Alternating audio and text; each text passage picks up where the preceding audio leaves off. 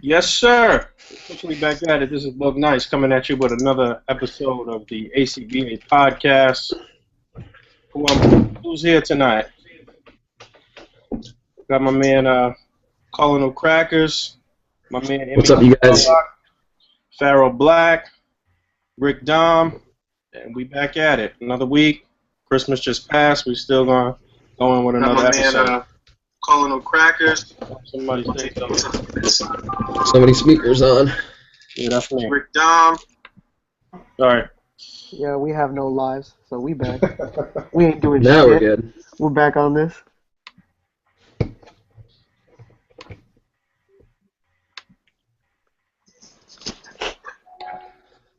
Emmy is currently in the little boy's room, but he'll be back. Better Yeah. get it started while he's not here. What's everybody it's, been doing this past week? What's everybody been at?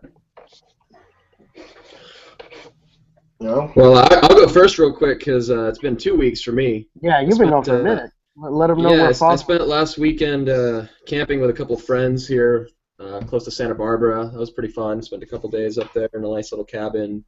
And came back. It's Christmas time. I stayed away from the toy stores as much as possible. The week before that, though, we had the Star Wars premiere. So that was a really good movie. I'd like to talk about it a little bit, but more importantly, we did some displays for a local comic shop here that had a display case at the theater where we saw the movie.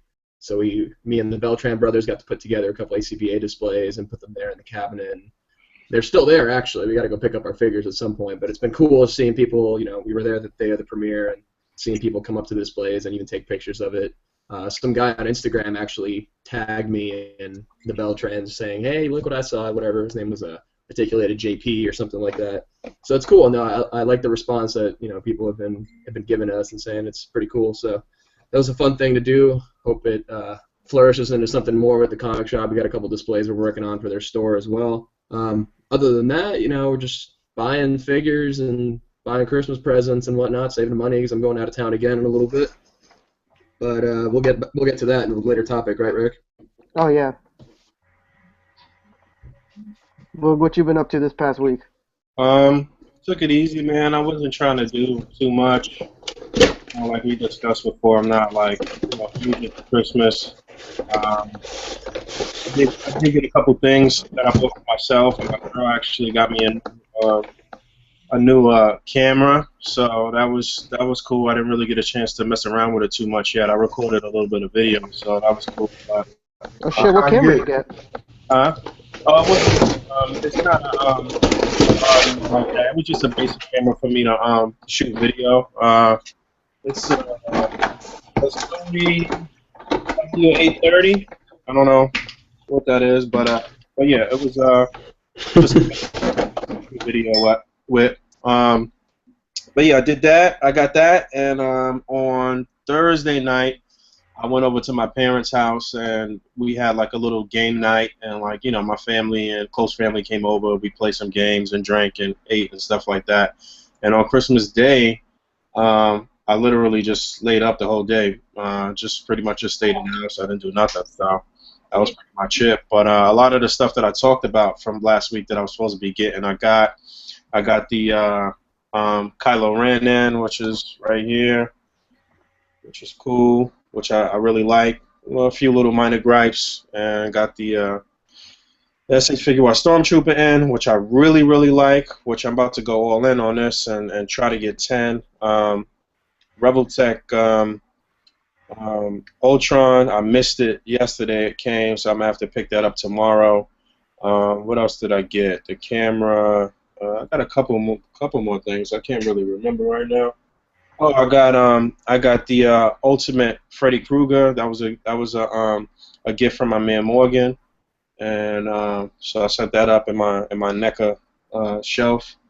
And I don't know. I can't remember. A couple of more things I got. Not too much. I didn't go too crazy this week, so it was a light week for me. What about you, Pharaoh? Yeah, I kind of chilled on Christmas. I mean, it's really for the kids. Just how I look at it. But I did get a lot of shit. I got the Kylo Ren as well. I got 3 Stormtroopers. I got the Ultron. I got the Alien versus Predator figures. A lot of my shit I opened early, but I got the Alien versus Predator figures. I got the the Sarah Connor. Oh, that's what I meant to get. The fucking Sarah Connor. I forgot to grab that. I got Junior sent me the 2 Scarabus figures. I got some more shit too, man. Not to be trying to drag on with it. I can't really remember what it is I bought. Sarah Connor. That's what I picture you took. I like You that. know what? I said, I got the Marvel Legends, the Spider-Man wave. If I ain't mistaken, that I might have got some few odds and ends, some nobodies and shit. You know, some of those Penny Dreadful figures. I pretty much I figure I'll use them with my Jonah Hex figure, but other than that, I really didn't get anything else besides that. How you like? I didn't hear you. How you like the Sarah Connor figure? Sarah Connor, hey, I like the Sarah Connor better than Terminator. It actually, it moves more fluently than the Terminator. Cause you know with that T800, all they really did was took the old figure and popped new legs on it. Mm. Yeah, and one of the legs is funny too. I mean, it worked, but I mean, it has no ab articulation whatsoever. So, I mean, you know, it's decent though. I mean, he didn't really do nothing like spectacular as far as moving and shit, but that Sarah Connor dog, like seriously, that fucking figure is pretty dope though. And you know what? Quickly, that figure, the head that comes, you know, it has 3 heads. You know, it has the final scene head where her hair is all straggly looking, when she got the shotgun and shit. But man, if that works really well, if you could get a blank body or something that's close to a blank body, you can make the hospital Sarah Connor. I like the figure a lot, man. It's really nice. It looks real good. It looks real nice. But you know those figures, and they photo pretty well too, man. So. Yeah, they do. I was like I said, I saw that pic that you did. It came out good with your futuristic Hummer and shit. But hey, I'm telling, hey, that's an H1, man. H1, 1992. But and these figures, man, I don't know, man. These are pretty nice. I ain't gonna lie about it. I mean, the articulation, they added a bunch of articulation to this fucker, but it really didn't actually help it. You know what I mean? Like it does the same shit as if you had one of these. I got you. It's just taller. I saw a lot of pictures with that this week. As a matter of fact, we had one picture featured on Instagram that was real nice of one of those Predator figures too. You should get you some, man. Everybody gotta have a Predator, man. You know what? I was mad excited for the SH Figure Arts Predator when that shit was coming out. That shit was disappointing as fuck, man. No, I mean you should go ahead and snatch you one up, not to be taking up a bunch of time, but like to a standard Marvel Legends figure. Like, I mean, the fucking things are huge, man. They're really nice. Jesus, that thing is so fucking big. Yeah, man. I tend to have that effect on the ladies. Oh my God, here he goes. It's the power of the pharaohs. They come to know true power. You know, only one to rival it is Apocalypse himself. Oh, You're just in time. What you bought this week? who, me? A small village. Yeah. I bought a small village of toys. Yeah, I'm sure you did it. With all the Filipino workers. Bought the workers too. I bought the workers. All the kids in Vietnam making these toys, you know, he's got them now. They're in his basement. Yeah. They're in his basement right now making. I have my own factory now. Oh man, I have my own factory. This is incredible news. Everybody's been saying what they've been up to this past week. What have you been up to, Mr. the Emiya Starlock? Most part, I've just been spending time with like family, friends, things like that. I got some stuff. Some of the stuff that I ordered arrived. I guess they could kind of be considered. I mean, technically speaking, there's never really a Christmas for me because I always buy stuff for myself. So yeah, it's like every week is like a Christmas. You know, it's no different. But I got the third party, Talking like a baller like right now. Like every week is Christmas. I'm out here balling on these motherfuckers. There is no Christmas for me. That's every week. Emiya doesn't believe in Christmas. He believes in Pokemon. I That believe in nigga's out here Pokemon. bowling. All right. I believe in the Pokemons. And then the power, and then But the yeah, power of the Pharaoh. I got the DX9 Tyrant. See, I put on my camera. Yeah, It's on my the camera. Galvatron, right? Yep. Yeah. Yeah, See? man, that thing is sick. Yeah, that Galvatron, man. It's Oh, really sick. okay. Yeah. Yeah. It's pretty cool. There's some other random things, but yeah, I mean it's always like the same. Every week there's always new Wait, what's stuff. that? So What's that Galvatron you got right there? What is that? this is the DX9. That's what the company is called. Oh, it's the This is their called Tyrant. It's a third party. Yeah, that shit looks Yeah, it's like a masterpiece style Galvatron. Is that the one They did it wrong. that the wrists They did don't it turn? wrong. Or the wrists like stuck? What do you mean the wrists are stuck? Like I seen one Galvatron that what stopped me from buying it was the fact that you had to turn the forearms inward for his hands to be straight. Because if you turn them like this, his hands would stay like this. Oh no, that's the smaller one. Okay. That one's classic scale. You're talking about the Unique Toys one. This is Unique toy. masterpiece. Right. See, this is see? You can see the man. movement on it. Right. Look at And all all that the fingers move too. The fingers are all articulated. I don't know how I feel about that, but yeah, I mean it's just that's good. It's nice. It has a matrix with a chain on it. It's like in the movie. You know? Yeah. It's pretty cool. There's a Rodimus that goes with it too. The Rodimus is based on the Studio Ox design.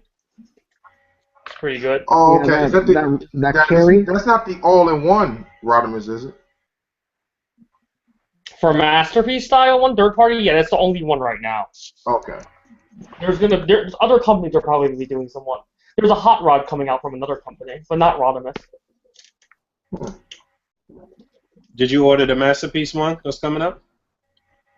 Oh yeah, of course. I mean, anything hot Rodimus I'll order because he's my favorite character. So. You would like that, motherfucker. Right. I'm about to say his little puss ass. What happened? The best character. What? The Nah. best character. Man, He has characterization. He's a deep character. The people in the U.S., man, they don't love the Rodimus.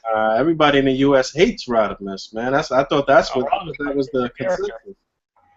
No, Rodimus. Sports car Winnebago. motherfucker race car Winnebago. I ain't never seen no goofy shit in my life like that. Shit. But if you like him, man, you know, all respect. I mean, I respect you for it. I respect, you know, that cat for stuff you like. All I do like the design, and I pre-ordered that shit anyway too. But I want to set up my kind of like almost Generation 2 Transformers and shit. You know, I did get the Ultra Magnus, so I definitely need that Rodimus. I ordered them though. I don't think it looks as good. That particular figure, I don't know if it looks as good as the other one though. So MPO9, proportionately is better than the coming out. I think the proportions are definitely better. The problem is the hot rod's a little bit too big. I guess for Masterpiece. You know, he's a little bit too big.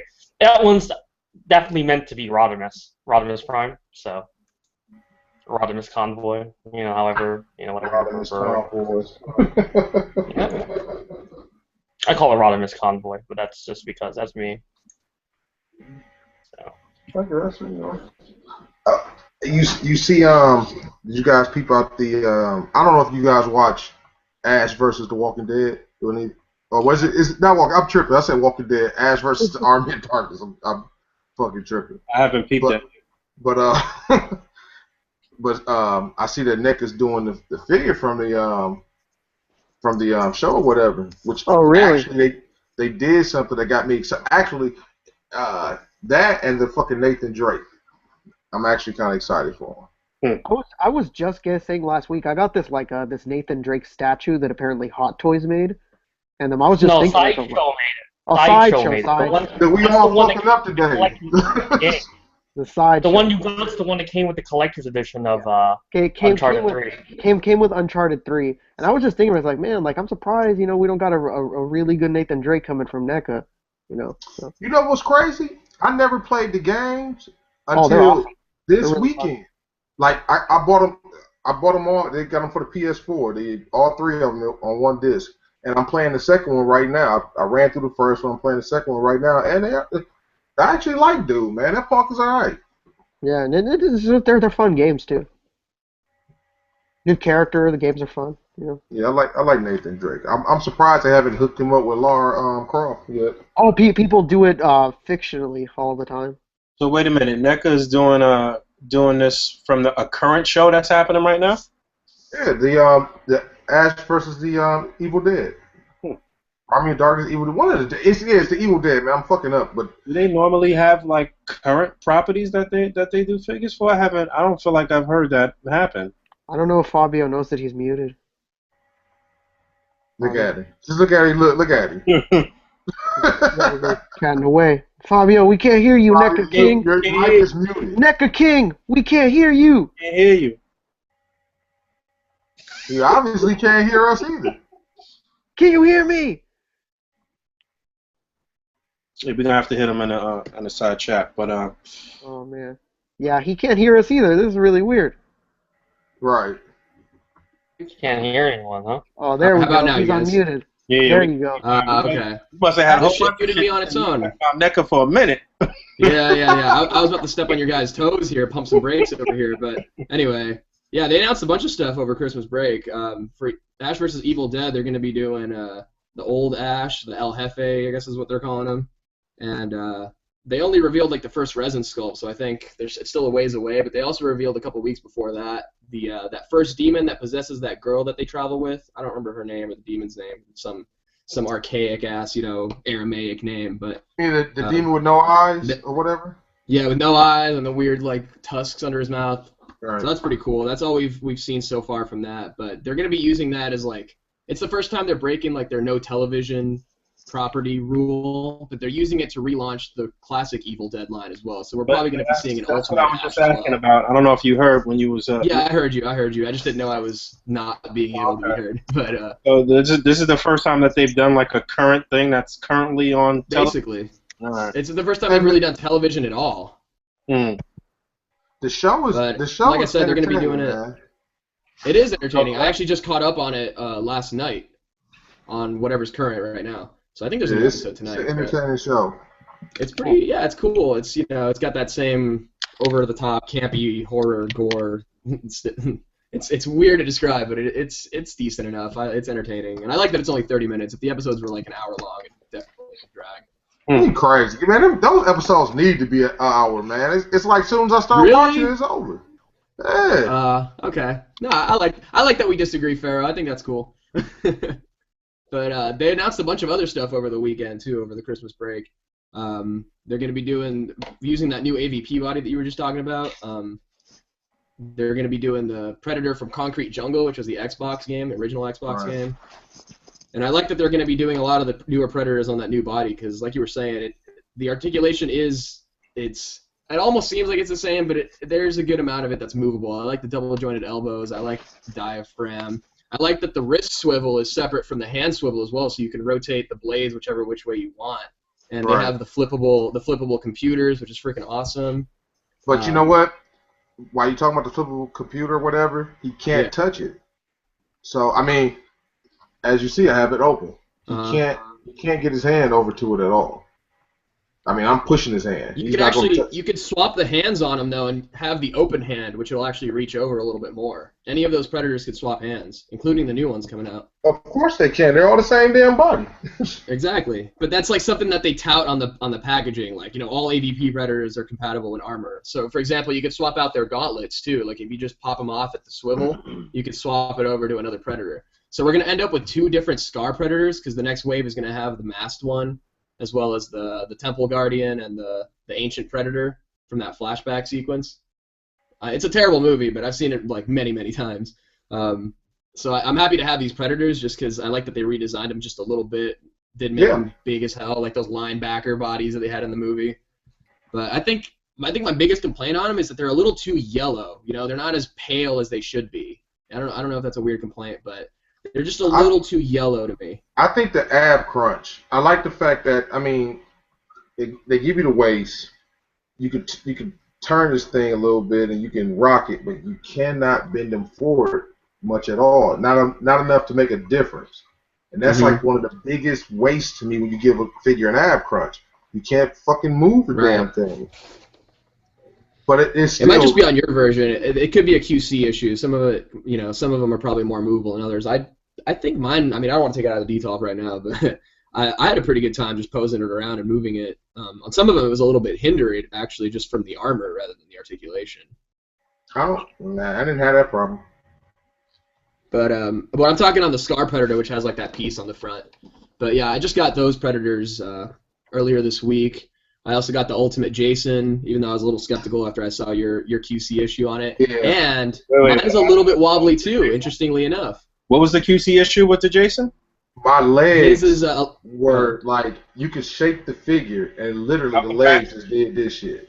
Out the package? Yeah. Out of the package. And you know what's crazy? It's not something everybody's is like loose from the waist down. Yeah. Mm-hmm. So what I did was I hit NECA up on the on Twitter, and they're supposed to be seeing if they can replace it or whatever. I mean, don't get it twisted. It'll still stand, but it's just irritating as fuck, man. To have to stand Yeah, just mine's a little wobbly feels too. I was just unstable. gonna lead into saying that. And it's not the best. not as bad as yours, definitely, but it's for Jason, and they're the same body. A little bit. It's like you got to use the ankle pivot a little bit more to get it to balance. Well, I mean, you know, it's definitely, in my opinion, the best Jason because I mean, absolutely. Part 6 was the shit, man. I just, especially because he had the tool belt and Tommy's gloves. So. Yeah, I like. It's not, I would say, the most iconic look for Jason. I think the more just like green shirt, machete, bare hand, like zombie face, or not zombie face, but like mongoloid face. This one's got more of the zombie face. I think that's the more classic look of Jason, but Part 6 is by far like the best movie, so that's cool. I also got that Ultimate Sarah Connor. She's nice too. Tell them about your Terminator. Let's hear about Pops. Yeah. Oh man, yeah. See, I was just gonna lead into that. Pharaoh knows what I'm talking about, but I got the T800 Pops, the older version with the battle damage face and the arm stub from the 2019 scenes from Terminator Genesis, and the fucking right arm broke right at the elbow bend, like pretty much right out of package. And I mean, it's my fault. I knew it. As soon as I was like, oh shit, this isn't gonna work. Man, I'm probably gonna snap it if I just try this. It's my fault. Okay. It's whatever. But if I'd taken heat to it, it probably wouldn't have happened. You can't say it had nothing to do with the cold weather because it's been hot as fuck. Yeah, that's true too. Hey, it was actually waiting for me for a few days while I was camping, so it was sitting in the cold for a little bit, even though it was in my house. My house is cold as balls. Other than that, I mean, it's not a big deal because you can actually pop off the good arm anyway and put in the stump. And I did that, even though it's on the opposite arm. It's not a big deal display-wise. It still looks okay. See, so at least it gave me that option. That's what makes me mad. When people like, okay, I'm about to make you more mad in a second. Go on. You can swap that arm off, and it's up to you to care or not. I can't get mad at you for not caring, but I do care because it's not the right arm. It's not a big deal, but people always say it's not a big deal. It is a big deal. Yeah. Your figure broke out the fucking package. You paid what, $22 for it, plus probably about $7-8 shipping. It's like $30 fucking dollars for it to break right out of the package. It's kind of a big deal, man. Yeah, it sucks. I know, man. I'm not happy about it. I'm just trying not to make myself too sad about it. I was gonna pass on that shit anyway, so I don't care about the Pops Terminator. Even though I thought the movie was entertaining, but yeah, I definitely got to get the Sarah Connor figure. Though. That's a must. Yeah, man. That's an absolute must. Definitely, She's great. She's got some QC issues too, though. Like the paint on mine, on the head you were talking about with the scraggly hair, the eye on mine is like the pupil is like on the eyelid below. It's a little weird. I'm actually gonna buy another one though, but that's because I got a really good shot idea in mind. But I am gonna buy another one, so that's not a huge deal. I can always swap that out if I want it. But yeah, it's disappointing. It's always disappointing getting a figure that's not supposed to be the way it is right out of package. And that fucking Alien Queen picture that you did for the calendar looks nice, man. I had to. Thank you. Had to lighten it a little bit though. It was a little too dark for the thing. Okay, no problem. But the calendar's looking fucking amazing, man. Shit. Yeah, those eggs are a thing to have. Yeah, People are actually definitely. stealing them right out of Toys R Us. Like I'll open up a cart and there'll be like 3 eggs left in it. Yeah. So I've seen them Right. put in like a new security tube thing. Yeah, I seen them without any face huggers. Yeah, that too. That sucks. But my FYE is actually closing down, so I got another set. I've got 3 sets total. I'm waiting for my friend to come over and bring it to me. How much But are they I got running it for like there? $13. I got Okay. my second set for $13. I got another Commando for like $13. Any $20 figure, I got it for $13 at this FYE. It's closing down, so I'm happy I with gotta, that. I gotta get some more eggs. I only got 6. You know what's happening a lot right now is that, very quietly, there's a lot of Toys R Us is closing down, right? Like literally right now. Really? You know Yeah. that the Toys R Us in Times Square, it's a wrap. Yeah, Mhm. that's closing too. And one local to me that is like known as a really big collector one is closing. And I know there's a few down south, like in LA and San Diego, that are closing. I'm just thinking to myself, like, damn, dude, that's just a pretty random thing to be going on right now. Nobody's talking Mhm. about it. These I Toys R think Us are. I think FAO Schwartz just ran Toys R Us into the ground, in my opinion. It's, FAO Schwartz is still around? Nah, FAO Schwartz actually closed down too here in the but city. if I'm not mistaken, either the CEO or somebody from FAO Schwartz runs Toys R Us.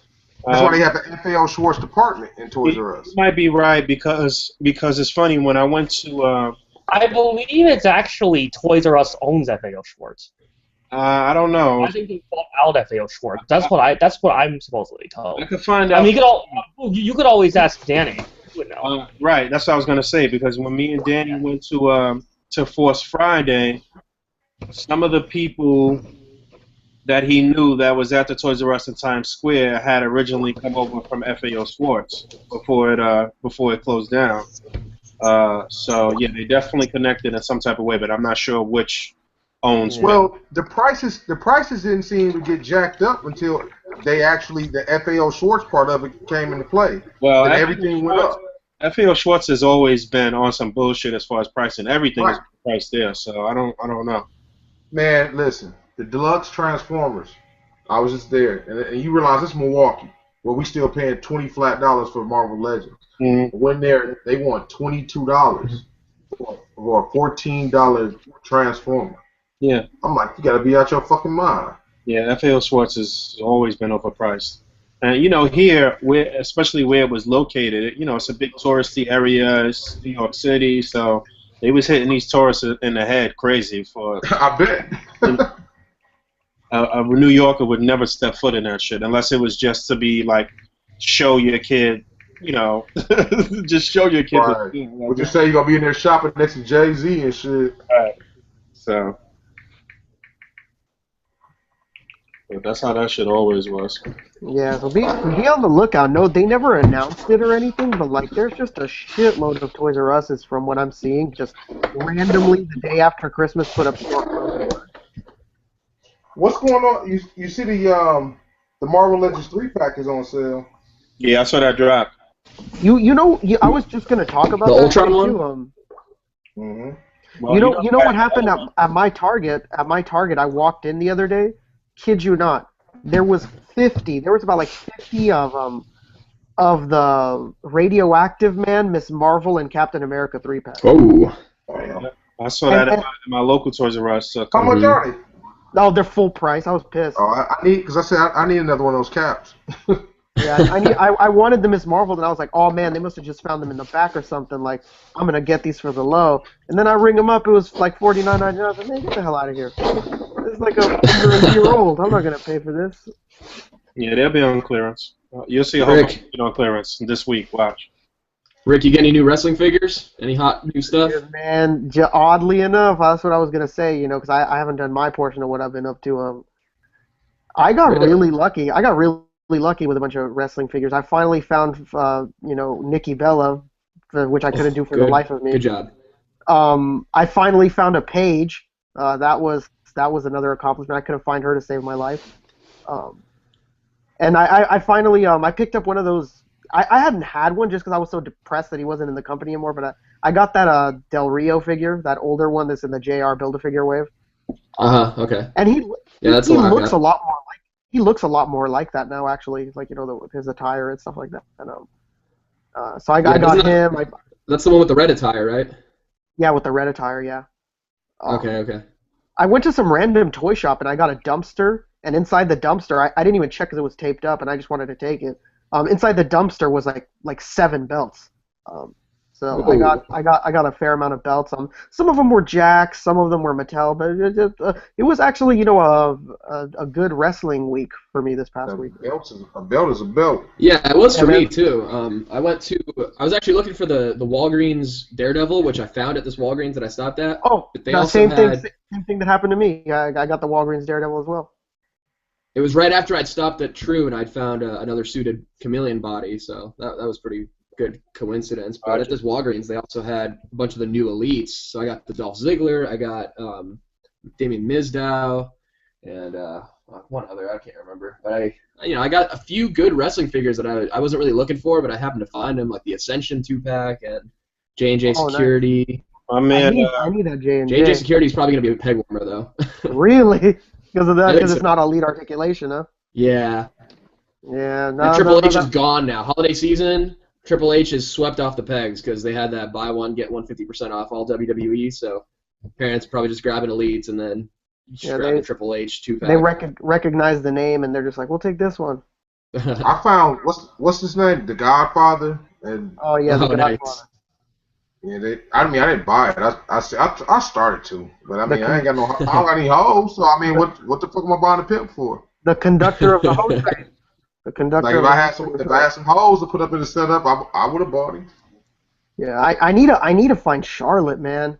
Now that I have Paige more than ever, I'm like, man, I can't live not having the Charlotte, and I want to get it out of the way so that once I have Charlotte, I can just focus on Bayley once Bayley hits. I really. Oh yeah. That Bayley's going to be hot. She's going to be like the next Paige for sure. Yeah, man, that Bayley, that's a must-buy. And because I have the Paige, I got the NXT belt. I don't think she's going to come with it, so it's going to be, it's going to be good that I could just pair her up with the belt that came with Paige anyway. Yeah, and I need that Charlotte.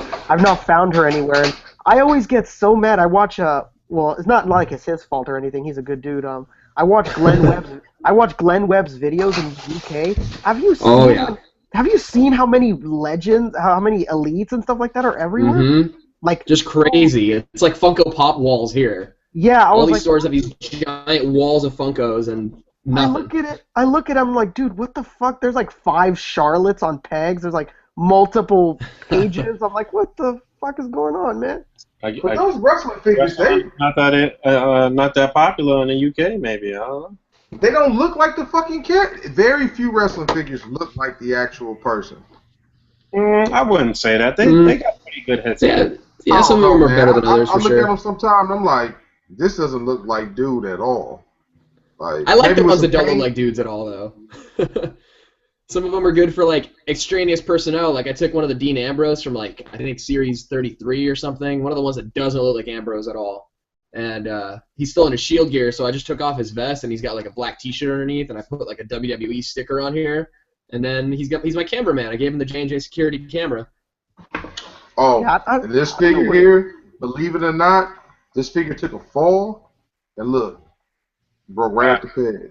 Wow. Damn. Oh, it's the first time I've ever. I would have bet the bank I could have threw this fucking figure across the street and would have broke it.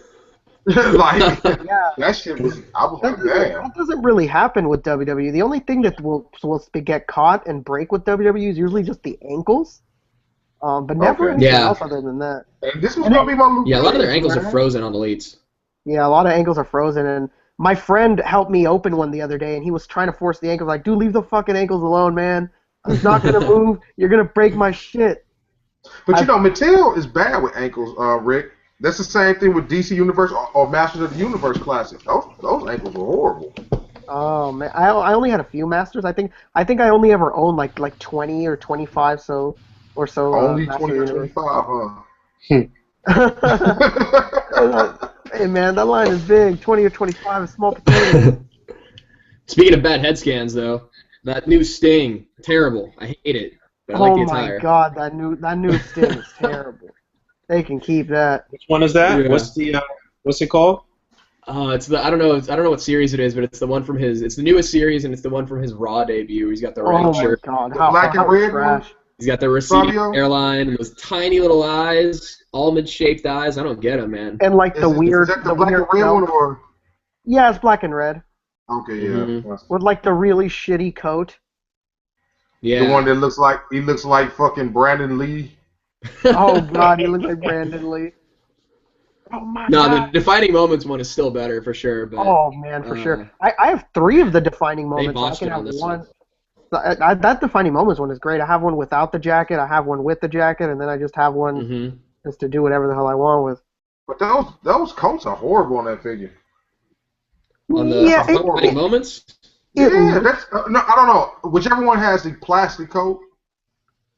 Yeah, the Oh, red this plastic one is- coat is terrible, but the defining moments one has like a polyester coat. Okay, yeah, the I'm not sure plastic what it coat. is. It reminds me of I don't know. Did you guys ever used to collect that old Toy Biz Marvel? I mean, not Marvel Legends. Toy Biz X-Men line with the 5 or 6 points articulation. They had a Gambit with like this plastic coat. Oh my That- god. It reminded me of that shit all the time, man. Man, I used to look at those figures when I was a kid and just hope and pray that they would up their game and bring out better articulation and shit. That's why by the time Spider-Man Classics and then the Legends came out, I was sold, man, because I definitely had all of those 90s. Oh yeah, me too. Those shits was awful. I had Yeah, the they Age of were. Apocalypse Sabretooth with the little wild child on the chain. That was my favorite, man. Yeah, you know, one that I really wanted that I could never find in stores was the Apocalypse from the Onslaught. It was like an Onslaught wave or something. It was Apocalypse that had Right. like red and blue and shit. It was like, Yeah. Oh, okay. Yeah, see, I was done with that line by then. I said, fuck this. Seriously, I said, fuck this shit. I still remember even bumping into the Spider-Man Classics at Kmart. I went to Kmart, and it was crazy because if you remember, we were a little older. I don't know about Fabio, but I know, Boog, you were a little older. Because when did that line come out? Fucking 90 what? I want to say like 90, like 97, 98, something like Right. that. And I went to go get some fucking motor oil. And seen them bitches in there for $7.50. I'm like, really?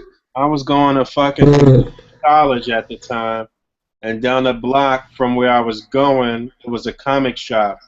And I was just like, let me just stop in here and see what they got and shit. And sure enough, they had the Spider-Man figures, and I bought them shits. Yeah, for sure. Started me back in. I broke my neck trying to find that yellow and brown Daredevil. Yeah. God, I can only imagine. But you know, back then, man, that's before people were internet tough, man. Motherfuckers wasn't really gathering on the internet, so pretty much you had a Toy Fair magazine, or whatever the fuck Toy Fair told you in the back. Yeah. Shit, I can remember reading the Toy Fair magazine like the same issue like 100 times. You just keep Right. at it. Hey man, I just want to say though, I know it's not a topic, but I just wanted to just shout out the internet. See that we talking about it, because without the internet, I think the core of my collection, I wouldn't have been able to even build it. Yeah. Like all the shit that I just didn't buy at the store, I just was able to get it on the internet. I jumped on the internet and just went crazy. Like literally, I had I opened a PayPal account, deposited like $800 into the PayPal account, and just went to everybody trade lists and bought shit. Yeah, And it was cheap though, man. Like I mean, I was getting like the Fearsome Foes pack and shit. You get that shit for like $40. Like when it's funny that you say that, because when I around the time that Spider-Man Classics first came out is when I moved into my first apartment and I got my first PC and shit. So I was going nuts on the internet, copping every fucking thing. I mean, just buying shit. Like it was that shit changed my life.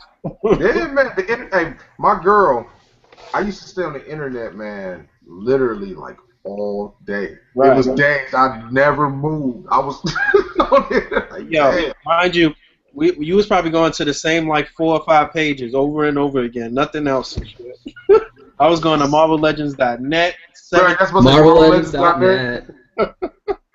Hey man, Yeah, that's how we reconstruct my collection. I used to aspire to like some of those pictures they had on there. Mm-hmm. Even with the bad Photoshop, it wasn't so bad to me at first. I'm Right. like, damn. I wish I could do this shit now. I'd kill myself if I ever took a picture like some of that shit, man. Man, the power of this show. Somebody just hit me up right now telling me they got a Charlotte for your boy. My God. Nice. Yeah. Shout out to you, Thanks. Herb Jacobs. Thanks, All Todd. right, well, tell Todd's somebody the to one hit that me told up him to hit and you tell me up. they got some figure arts stormtroopers for me. Yeah. I Yeah, Hey, had real some- quick, Pharaoh. I've been sitting here fucking with this Stormtrooper this whole time. I'm in love with this shit. I'm endorsing this fucking figure art Stormtrooper like a motherfucker. Hold on, Fabio got some garbage he want to show us. Yo, before we move on to the next topic, I just wanted to talk about one last QC issue I got with NECA. I've had this figure for a while, and I finally opened it to take that shot for the calendar, and fucking head snapped off. God. That's what everybody says about that figure. Everything for some else reason. is fine. Like That's the fucking, Harry and the Kevin are great. The picture that you took for the Right. calendar with those came out really, really nice too, man. So kudos on that. You got two really good pictures in the calendar, man. And the only And reason that why I head was wanted broken, that so I had to just stick it on there. only reason why I wanted that figure is from the scene where Kevin pinches the woman's ass in part 2, and and she turns around, and looks at her, he's like, "Hello," whatever. Yeah. That's the funniest shit ever. He Man. points to him like, man, it's this bald dude. It's a tall dude right here, and he just looks at him. He furrows his eyebrow. Hello. They should do problem child figures, man. I'll buy those. Issues aside, though, these are really nice. I really liked handling them and playing with them. These are really good Oh, figures. man. I could see a problem child figures though. I'm with you there. I could see that. That would be Oh my I God, would a buy problem problem child child figure. That would be sick. that'd be fun to display. Yo, I want Jingle All the Way figures. I want Schwarzenegger in the Turbo Man costume. Yeah, That would be man. I was just about to say for Christmas I got a fucking Turbo Man shirt. It's one of the dopest things I own.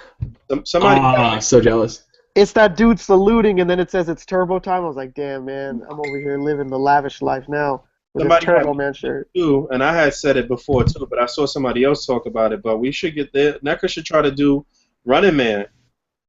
Yeah, definitely. There's a I love lot of a figure- Schwarzenegger flakes they should do, man. I love a figure in a $5 soda. I want Total Recall. I want an alternate head where Schwarzenegger's eyes are popping out of his face. Yeah, we need Oh the my God. the three titty lady from Total. The three titty lady. Yeah, but knowing NECA, they'd probably tie it into the new remake one or something. Before Yeah, they you make know the what? original I figures. wouldn't be surprised. You'd be all happy hearing Total Recall, and it'd be the new bullshit. No, remember, Randy doesn't like to do the remakes. Oh man. Unless the studio makes them tie it in, like with apes. But yeah, that's true. Then again, we are getting the ultimate. What's it call it? Ash versus Evil Dead Ash before we get the ultimate regular Evil Dead. Yeah, I guess. We'll see. I think they need to revisit most of their properties and go ahead and make ultimate figures out of them. I agree. I'd love a new Die Hard figure. Yeah, damn. You're right. I would go for that. Yeah, man. We some Die Hard figures would be good, man. We need True Lives version of fucking. We need True Lives version of fucking Arnold. Is what we need. True Lies. The perverse undercover chair version of Arnold. Take off your clothes. Well, Randy has to like the movie for him to Yeah, go after pretty the much. Regardless of what any of us want, if Randy does not fuck with that film, we're not getting a damn thing. Well, that's why I hope the new Alien films are good. I mean, Neil Blomkamp's version is on the back burner for right now, but Ridley Scott's doing the Alien Covenant, which is supposed to be the direct sequel to Prometheus, and the working title got changed. Yeah, I was just about to say, what's up with the Prometheus sequel? Well, like I said, it's still going to be the Prometheus sequel, but now they're more directly tying it into Alien. Now, I guess the story is there's a new ship coming in, and they happen upon... Go ahead. Honestly, Prometheus is like one of my favorite movies, man. I really like that movie. It's good. I watched that It's shit. a good 2/3 of the movie. I'm gonna go back and watch it over again just because you two says all right. I watched it. It was just I love super that fucking movie, fun. man.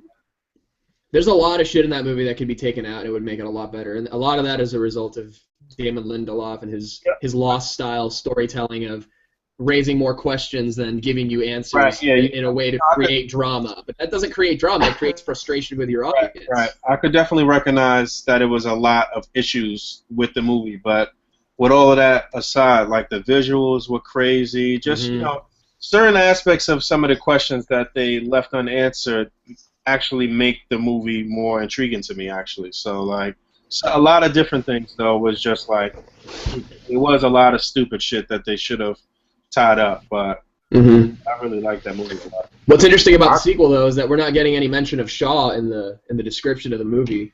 Apparently, the new ship that comes down is called the Covenant, and it happens upon this planet where the sole survivor of the Prometheus, David the android, is like the only inhabitant or whatever. Wow. So I don't know what's gonna happen with Shaw, because she was an interesting character. Yeah. But I gotta agree with you. I mean, that's just a classic sci-fi throwback as far as the visuals go. Like, my favorite scene is in the very, very beginning of the movie when David is watching Shaw's dreams, and he's got that like crazy funky helmet with the glowing goggles, and he's got his hand on her sleeping pod. I think that's such a sweet sci-fi image, like so retro futuristic in its own way. And you know, I like revisiting that universe just to see what they do next. But I do recognize that it's not the best movie. Yeah. I mean, enough to talk about that. What else we got up? Yeah. All right, we could start hitting off the topics now. You know, we got a good intro. I mean, we all kind of touched on it, but you know, what did everyone receive, you know, as gifts for Christmas this past week? Like I said, the only thing that I really got as a gift was the camera. I mean, the other stuff I kind of bought for myself. Well, I'm lying. The camera and the Ultimate Freddy from my man Morgan. So that was pretty much it. And I pretty much just opened Freddy and threw the smiling face on him and threw him in the detox. I didn't even really fuck around with it too much. Yeah, well, even though I bought most of my shit, I definitely am being reimbursed for it. Fuck that. I don't know what that means. Actually, no, my girl, we were in Target, and I told her, I said, you know what I want for Christmas? I want the Spider-Man Legends. She was like, okay. I was like, okay, well, yeah. So how much is it? Like $180? $180, motherfucker. Yeah, yes, the fuck they were. You get scalped at Target? Big Bad Toy Store, when they added on the tax and the shipping, they came out to, I think, $180. Actually, you know what? You might be right, but over the tax and shipping and shit, yeah. So wait, they shipped to you already? I think you said that earlier. No. They haven't shipped them. This is the exact reason why I didn't get it. Because I had my pile of loot on. So when I paid for them, it went straight to the pile of loot. And good thing I looked at it and was like, oh, fuck, this shit ain't even went into the warehouse. Because, you know, it only takes me 1 day to get a Big Bad Toy Store order. They're only like 4 hours from me. I got you, okay. So I saw Advocate's unboxing of the Absorbent Wave, and then I seen that I'm really feeling that Absorber Man. First of all, the head and face looks stupid. It looks funny, but it actually looks like a character, though. I think it's a pretty unique head sculpt, though. Yeah, it looks on par for what the character is supposed to be. Right, it does. And not to cut anybody off or anything. Can any of you guys read this? That's good news. Fuck it, y'all reading too slow. Oh, it got delayed? They changed the Hulkbuster, the SH Figure Arts Hulkbuster release date. They moved it up 5 days. Oh, nice. Days, actually, so. As far as Christmas gifts, I'm still waiting to open mine, actually, because my girlfriend and I haven't seen each other in a little bit, and we're going to celebrate Christmas together, so it's all waiting. Hold up, you was in a cabin away with some other chick this weekend? No. Yo, Fabio ain't no player like that, man. No, man. I went with some homies, just some friends I haven't been able to hang out with in a while. Our friend treated us to the cabin, and we just spent a couple days out there. But like I said, I'm still waiting for all the gifts to come out. Anything that I've like opened is all stuff that I pretty much bought myself. Like I got the Predators and Sarah Connor and Pops, and I just ordered Amanda Ripley and the jumpsuit and the compression suit version from A.C.B.A as well. Unfortunately, they're out of the freaking Xenomorph, so I couldn't buy that. I'm going to have to go buy that at the toy show or something. Which Xenomorph is it? It's the Xenomorph from Alien Isolation, and it's pretty much the same as the Big Chap Alien from '79, but it has, like, new legs. It has, like, you know, creature legs, like backward knee legs, and a longer tail with, like, a blade on the end of it. And I think the mouth is reworked, too. You know what? I'm going to go grab it. I want you to tell me if this is it. I just bought that damn thing for $12, if I'm not mistaken. Yeah, Alien Isolation Xenomorph? What was that you just showed, Pharaoh? Because my phone rang. He's gone. But what was that? No, I just showed What do you say? the SH Figure Arts Hulkbuster.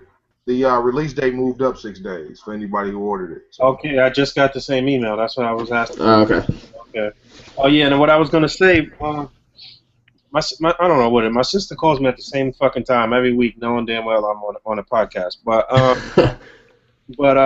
yeah, so I saw Dom's unboxing of the Absorber Man wave, and I'm really feeling the Absorber Man. And then I saw a review of the Venom figure from the Spider-Man wave from JC over at Marvelous News, and that figure looks pretty nice, man. As expected, though, they did not package him with any like not even a little back tendril that they gave you on. Wow, really? That's not Wow. So that's pretty fucked up. so nice plug for A.C.B.A. again. We're gonna be dropping the tendrils in January. So perfect for your Venom figure. You're gonna make it look like the classic Jim Lee or '90s Venom figure. So that's gonna go perfect with. If you own a McFarlane Spidey, you could pair them up because the pizza Spidey will look okay with Venom, I guess. But really, if you want that classic '90s look, you definitely want to break out your McFarlane Spider-Man, and I think the size between the two will be a lot better with the the height and the girth of the Venom in comparison to that McFarlane Spidey, which is really slender. I think they're gonna look really dope together in display. So it sucks that they did that with the Venom. Yo, is that the isolation Xeno? That's what I'm asking you. I think this is it. Yeah, that's it. Okay, yeah. That's the isolation Xeno. It's a comic shop here. Got these things for $13. Really? Dude, fucking send me one. I bought this one and this one right here was $9. Yeah, that's the dog alien. I went and bought them both. I really like this one. Yeah, the dog alien is by far the best Xenomorph they've ever made, no question. But I want that isolation Xeno. I'll shoot up there tomorrow, man. Yes, send me a PM or something. I'll send you PayPal for it because I want that immediately. I almost paid fucking $30 for it, but I was like, no, I'm just gonna wait. I don't want it that badly. You're about to pay like half price right now. There you go. Yeah, exactly. Patience pays off.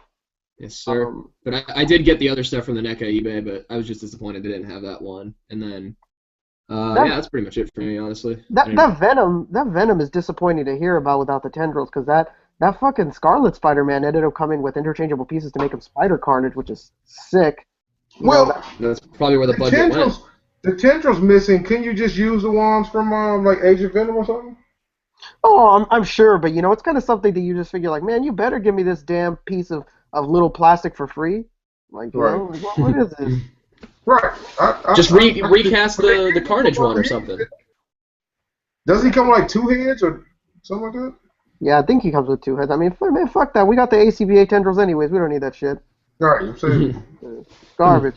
Yeah, it comes with 2 heads, definitely. And both the head sculpts look good, man. It looks like a solid Venom. It looks like it's definitely knocking out the Toy Biz one. The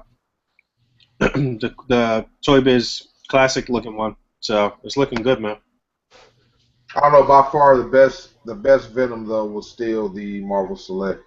I don't care what anybody said. That Venom was. Yeah, that Venom is nice. Yeah, that's a great one. If it was a bit smaller, that Venom would be the go-to Venom. Yeah, no doubt. I just don't like the lack of ankle rockers on that because they I know fucked on up on mine that the knee Carnage, bent sideways. The knee bent sideways on that, so I can't get both feet planted no matter how I put them. I think doesn't it? I think the lack of ankle rockers is due to the heft of the top part of the body because it's actually a heavy figure. I mean, you start fucking around with those ankle rockers, it won't stand up eventually. Especially if you put the backpack thing on them. Right. Yeah, so they fucked up on that Carnage though, and shout out to Zach, but he was defending that shit like a motherfucker. Right, he had started pulling internet pictures. One time, One time he pulled a picture, and I'm like, that's fan art. But still, he's like, he can grow in size. I'm like, come on, man. Carnage ain't never been super huge, man. Not bigger than y'all, bigger than Venom and shit. I'm like, come on, man. Y'all fucked Venom was up. That's always true. the one that was hefty and shit. Carnage is a little skinny motherfucker. Right. Cletus Cassidy is a little skinny motherfucker. Even Eddie Brock, his regular size, he's a big dude. You know what I'm Right. saying? Right. Well, that ended. What ended my the relationship with me and fucking Diamond Select was the movie War Machine figure. Dude, he was like, you slammed the figure in the review, and I'm like, dude, the figure wasn't like it wasn't all that, man. He's like, that was one of our greatest figures. Like that figure wasn't that slick, man. I'm just saying. Mm. So I mean, I'm not going to sugarcoat the fucking shit. In hopes you might send me something, you can keep all that shit. I'll buy what I want. You can't do that. That's kind of what separates what we doing from, other people and shit. Like we are our own, we are our own entity and shit. Like we don't have to necessarily. At some point, some of the companies are gonna have to fuck with us though. Like what I'm saying, we don't have to. It's I don't know if y'all remember this, but there was a company called Hiya Toys, Hiya. Make those little aliens. And they put out those 3/4-inch aliens and shit. Yeah, I remember some people pronounced it Hiya for some reason. Hiya toys. Right. I remember that. Oh yeah. I guess the owner or whoever, I don't know, they got in contact with me through Big Bad Toy Store and asked me if they could send me some review samples and what I were reviewing and shit. So I was like, yeah, sure, send them over or whatever. And I reviewed the first series that they had put out. And I said, they got a lot of quality control issues. If they, fix these things, they would be better. But it was having some issues with like soft plastic and like shit was breaking and whatever.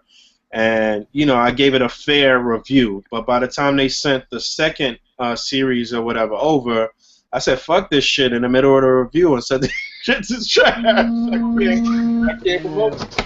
So it is what it is. Obviously, they never.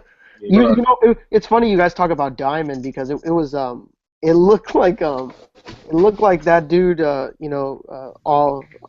of us are friends with Shartimus Prime, and I was watching his review of the new Nightmare Before Christmas figures that they just put out, right? Yeah, I didn't watch the review actually. Man, you have to watch it. It's classic YouTube now because my man is playing with these figures and he's reviewing. I'm checking out because I love Nightmare Before Christmas. I was like, man, maybe I'll get these. He's like, he's messing with the Jack Skellington. He's like, man, I really like that this thing is so thin, but the plastic is really durable. Doesn't feel like it's gonna break at all. Moves the leg breaks. and you just hear my man go. He's just like, okay, I think this thing just broke. And then the camera cuts off, and I was like, oh my god. And then there's that final shot of him like overviewing the figures, and he's got Jack Skellington with no arm and no leg, just propped up against it. Broken all shit. And I was like, man, he was just saying like, I really like that. This is thin, but it's really durable. I was like, damn, man. That's why he put those like disclaimers at the beginning. He put like some warning signs when he was like, "Oh no, this figure's great. It's not great. No, oh yeah, this figure's really durable. It's really breakable. Just wait, it's gonna break. It's gonna break." And he went on Facebook and he was saying that like, man, it really sucks. These companies give us this shit, and then it just breaks right off, and it was crazy, man. I felt bad for the dude, man. When you making your way or making your living or trying to earn your bread doing that shit, you gotta be careful, man. You gotta be real PC with the shit, and like at the end of the day, I feel like once you get to a certain level as a reviewer, oftentimes it's hard. It's very difficult to remain unbiased and like you're getting all this, you're getting free shit and people sending you shit. It's very difficult, man. It's really some of the best reviews that you're gonna get are from the people that's hungry and shit that don't have to get. You know what I'm saying? That bought the.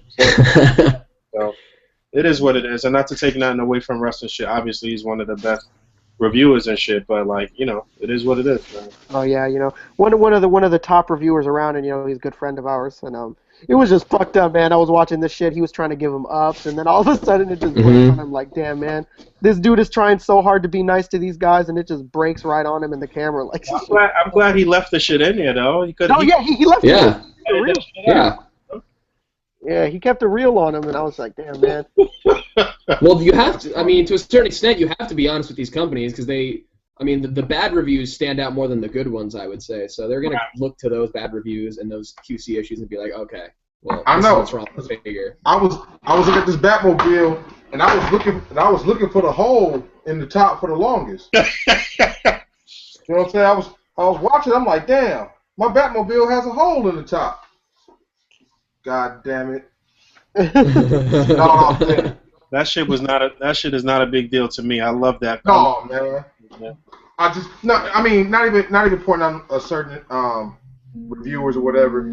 I think that when I watch a review, I'm not overly critical of figures as far as like, I mean, it has to work somehow. They got it. I mean, they give you the toy. I mean, it's not going to be. It's not real. Right. I mean, even when you look at you know what I'm saying? Even when you look at it on in a cartoon, you think you're like, that couldn't work any damn way. I mean, it does shit. It just couldn't happen. So I mean, who the fuck cares like about certain shit? I mean, I think people just don't actually have anything to do. Like when they review it, they can't just say, well, I'm not going to say this figure's good, so I'm going to find something wrong with this figure, this toy, or whatever else. It's not that serious, though. Especially as a domestic figure, though, a lot of times. Like, you know what I'm saying? If you're looking at a $20 figure and you overly critiquing this shit, it's like, motherfucker, you paid $20 for this shit. Right, it's $20. Like, for a mass-produced 1 in a million product, you know? Right. You didn't just buy a hot toy, motherfucker. Yeah. You know what I'm saying? I mean, but, you know, it is what it is. I think watching reviews to me is more about comedy than anything else. I don't really watch any.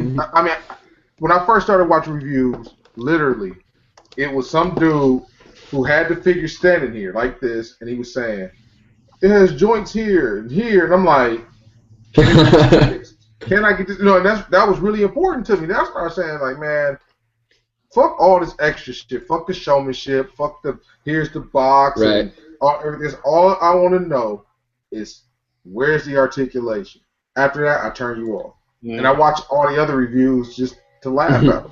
Like, that shit. Glenn Webb is really good at mixing those two. He's a good mix of comedy and actually showing you what the figure's capable of. I love when he puts the figures flat on the ground and does the splits. That's a good indicator for me. What I like about Glenn's videos is that they are very to the point. You know what I'm saying? He don't drag no shit out. You know, if you look at his videos, the majority of them, they don't really go over 5 or 6 minutes. You know what I'm saying? 5 or 6 minutes, and he's got you out of there. He lets you know what it is, spin the figure around a few times, and it is what it is. He'll have his little comedy, and that'll be that. Like, you know what I'm saying? I'm not trying to watch a 20-minute review for a 6-inch figure and shit. Like, it's just not even necessary. You know what I'm saying? Hey, man. I like Sean Long. He's a very entertaining dude. I told him before, so this ain't nothing. I'm not saying nothing that I haven't told him. Getting information about the figure? No. I very rarely get any information about the figure. But it's so corny, it's just too funny. Especially like, hey, Joker, I'm going to sit here and I'm going, oh my God, I'll be on the floor. Record scratch. Doing them, and he's doing this. Like the figure moves here and I can't see it. Oh my God, it's the best. I'm really a fan of anybody that shows themselves in the review and shit. Like, I don't, you know what I'm saying? I don't want to see you. I want to see the fucking figure. You know what I'm saying? So I've never really liked that style where the camera could be facing the person and they're holding the figure and shit. It's distracting. You know what's really funny? Yeah, I agree. You guys wouldn't know this person, but me and Emiya over there, we know this guy. He reviews figures, and he's like, I think he's like Filipino or something like that. He only reviews like Japanese scale figures, which is like a non-articulated statues. Basically. He reviews Nendoroids as well. And Nendoroids, man, this dude is always on the camera, and I gotta tell you, he looks like he was hit by a Mack truck. He is a very unattractive dude, and he's always on the camera, and I always don't get like, dude, what is this guy doing? Why is he on the camera? Get the fuck off of there. Rick only wants to see the attractive dudes on the camera. Right. I want to. We He want even to has see you. parts where he'll just sit in front of the camera and talk about the figure. There's no figure in his hands. There's no figure. He'll just be sitting there and he'll be like reading off a script. He'll be like, the figure was magically sculpted and and there's no figure. He's just staring at the camera with his eyes like, yes, that's it. Hey, you know what's really crazy? My man Zobi. He was the only dude I ever see review a figure in package. In the box. I'm not opening it. Hey, I used to watch dude faithfully too. I'm like, I'll just listen to him talk about the figure in the package. Zobi's a funny dude, man. Yeah, there's this one reviewer that does pretty much just NECA stuff, but there's not a lot of like really good NECA reviews on YouTube. So this guy just kind of stands out to me because his production quality is just not the greatest. His reviews are on average like over 10 minutes long for like, let's say, Ultimate Commando, and he'll have one of those like TV dinner like tables that you fold out and sit on front of your couch so you can watch TV and eat your trays. He puts that in front of his couch. You see his TV in the background. He puts his camera like facing the table. And then he'll like open the figures off camera. You hear like the packaging crunkling and making noise or whatever. Then he'll like put the figure in front of the camera for just a little bit, and then he'll take it off camera while he's fucking around, putting the accessories on. He puts it back on, and it's like one long continuous like 10-minute, 12-minute shot, and it's terrible. Yeah. And it gets so many views. I don't get it. That's crazy. I mean, like I said, as long as I'm entertained by it, like, I in no way am downing any reviewer. I don't want people to watch this podcast, but oh man, this dude doesn't like saying this. I'm just saying like what I get out of reviews, like certain reviews. That's why I watch it. Mm-hmm. Like I said, like Boog said, he doesn't like the people who sit in front of the camera and fuck with the figure. Right. I mean, the only one I think I ever watched that does that is Pixel Dan, and I rather like Pixel Dan reviews. I do too. Yeah. It's pretty fucking popular, but like, but I don't. That fucker's informative, and he makes me want to buy figures, and he makes me happy because he be sitting there like, yeah, man, Pixel Dan is one of the happiest motherfuckers I've ever seen in my life.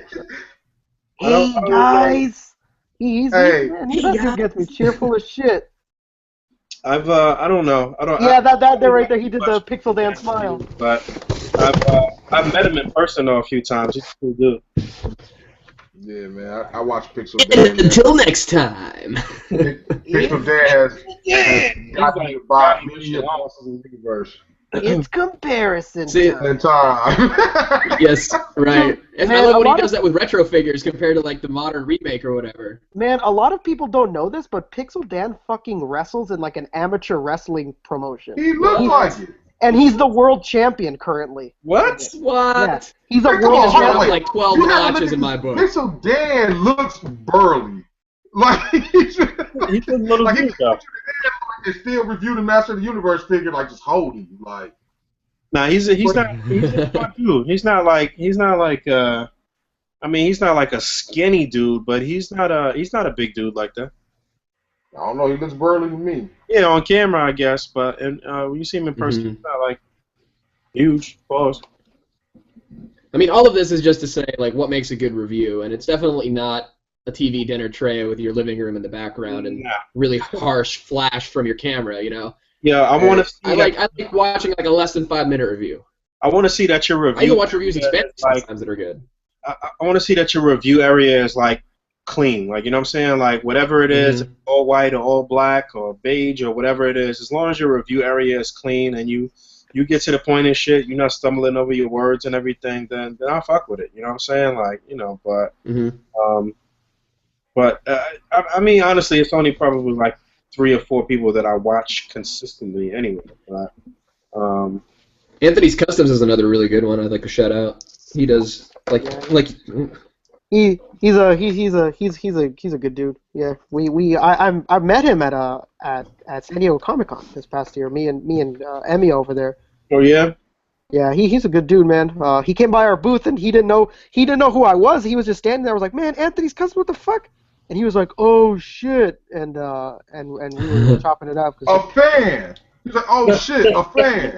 No. Hey, little dude, what's your name? I was over there.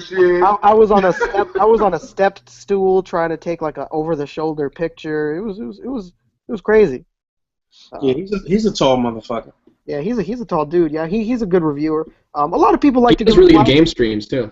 Yeah, oh yeah, he's getting into games a lot too. He's doing a lot Mhm. of I don't know movie and about show watching. reviews now too. I ain't about to watch nobody play no fucking game online. Yeah, I'm not with that shit. Fuck that.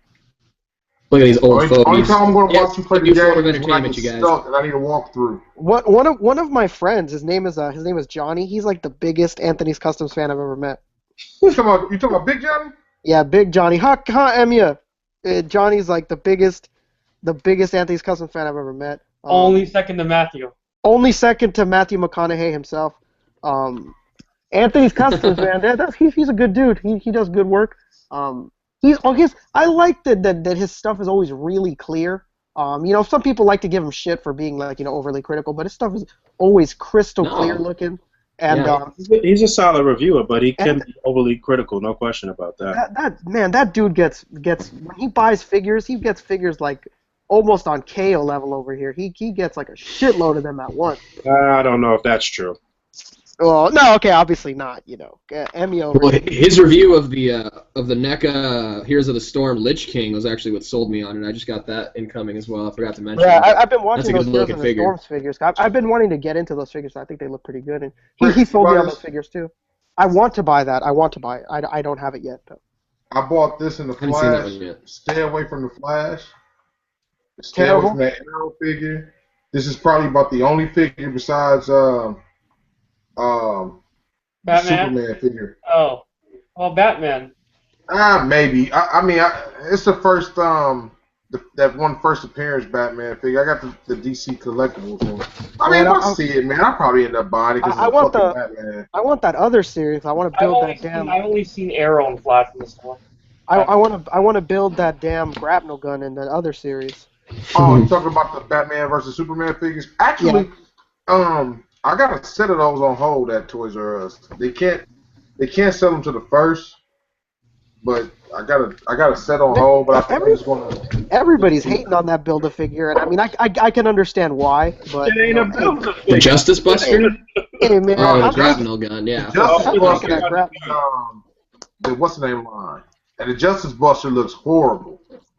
Yeah, I don't know about that. You know, that's funny that they had a grapnel gun, because I was at Toys R Us a little bit ago. I think I might have mentioned this in like a plastic and paint thread or something, but I ran into a bunch of Mattel corporate guys that were there just doing, I don't know, like stock research or whatever on whatever was in stores at Toys R Us, and I got to talking to one of the guys, and I'm like, hey, you guys going to do a Movie Masters kind of thing for Batman v Superman? And he's like, yeah, we're going to do it. And I think I asked if something about a Build-A-Figure. I mentioned Build-A-Figures for Legends, and they're like, yeah, we're doing something similar to that, but not quite a Build-A-Figure. And I'm like, cool. So yeah, it's kind of weird to see the way that developed, but That shit looks I'm trash. happy about it.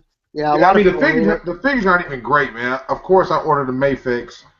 Oh man, hell yeah, those look the Mayfix are best. sick.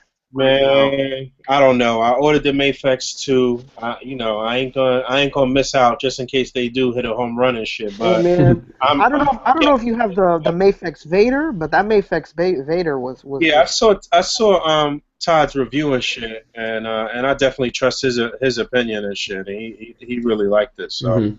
Yeah, we know Todd doesn't fuck around when it comes to spending money. right. He's shrewd as fuck. He'll tell you straight up. Hey, He'll you tell know you what? straight up. Though, yeah.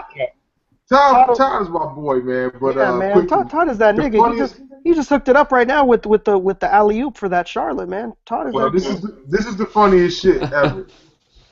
Back when the fucking Captain America wave came out, everybody wanted the army build, so I had a Hydra soldier, whatever. And I told him, I said, listen, man, I think I told him $27, $26 shipped. He's like 20. I'm like, well, listen, it's $19.99. You realize it's about $21 and some change, but fuck it, just $21. I said, you still gotta buy your own bubble mailer, motherfucker. I'm not buying this shit. I'm like, and you gotta pay to ship it. Man, Todd, like, fuck this. You gonna scout me? I'm like, oh my god. Like, see, I'm like, come on, Todd, man. Fuck you, Todd. Me and Todd argue back and forth, which me and Todd argue a lot back and forth. But Yeah. If y'all don't know, when it's 12 tournament time and shit. And a reminder here, January 3rd is the last round for this year's A.C.B.A World Championship tournament. But just to interject real quick, Todd and Pharaoh is the ones that be arguing the fucking most out of the judges every single year. Man, that is a guarantee. That is a guarantee. Todd, man. Todd be thinking I be mad at him and shit, man. I can't be mad at him for long, man. I've been with Todd for too long. Yeah. I'll be seeing Todd pretty soon at that toy show we hold here, so be hanging out with him. Maybe we'll be seeing Morgan too if that son of a bitch makes his way down here. Ooh, Morgan. He stays dipping on us. He always got something to do. Family man over there. No doubt. Go home and be a family man. Go home and be a family man. That's funny. What else we talking about? All right. So what else are we talking about today? Yeah, I guess we could just skip over the Christmas shit. We all went out at nauseum with stuff we got. Let's talk about mint and box collectors. You know, how do we feel about people that are in this collecting culture of figures and they just keep things mint and box? You really not care? Do you care? What are you guys thinking? I don't know, man. I guess we've all kept things. I feel like between us though, I feel like whatever we keep mint on card, not really because we want to collect it mint on card, just because we want to use it down the line, maybe get something else or sell it or whatever the case may be. But like, personally, you know, I think the overall consensus with people as far as A.C.B.A goes is that you can't throw shit with it in the box. Really, no point in keeping it on in the box and shit. I personally don't see the point in you just collecting solely everything in the box. But I mean, I got a bunch of mail card shit. You can see shit on the wall behind me or whatever. Fabio, what the fuck are you doing over there? Yeah, man, Fabio over there is. I was just putting some shit away. Yeah, mute that shit. You ran loud. Right. He's playing music on a cheese grater with a chopstick right now. Hey, these are only 3 figures. I got one more Snake Eyes. These are the only figures I got on card. That's only because, I mean, it's Snake Eyes, man. G.I. Joes tend to like dry up quick. Like, so I always keep an extra on card, but I don't got shit else on card, man. I mean, unless you count the fucking figures that come in boxes and you put the shit back together or whatever, but I mean, it's a waste of fucking time, in my opinion. Like, go out and spend all this money for something and then just have a bunch of boxes filed away like books. Yeah. It's like, what's the point? But, you know, again, a lot of collectors have it in their head that this is going to be worth, like crazy money one day. Like, oh, man, this right here. And I hear them all the time in Toys R Us. Just, for example, you know, the Boog risers, people, they hide shit up there, whatever, and they went through and they cleared out a bunch of risers. They found a defining moments on Boog.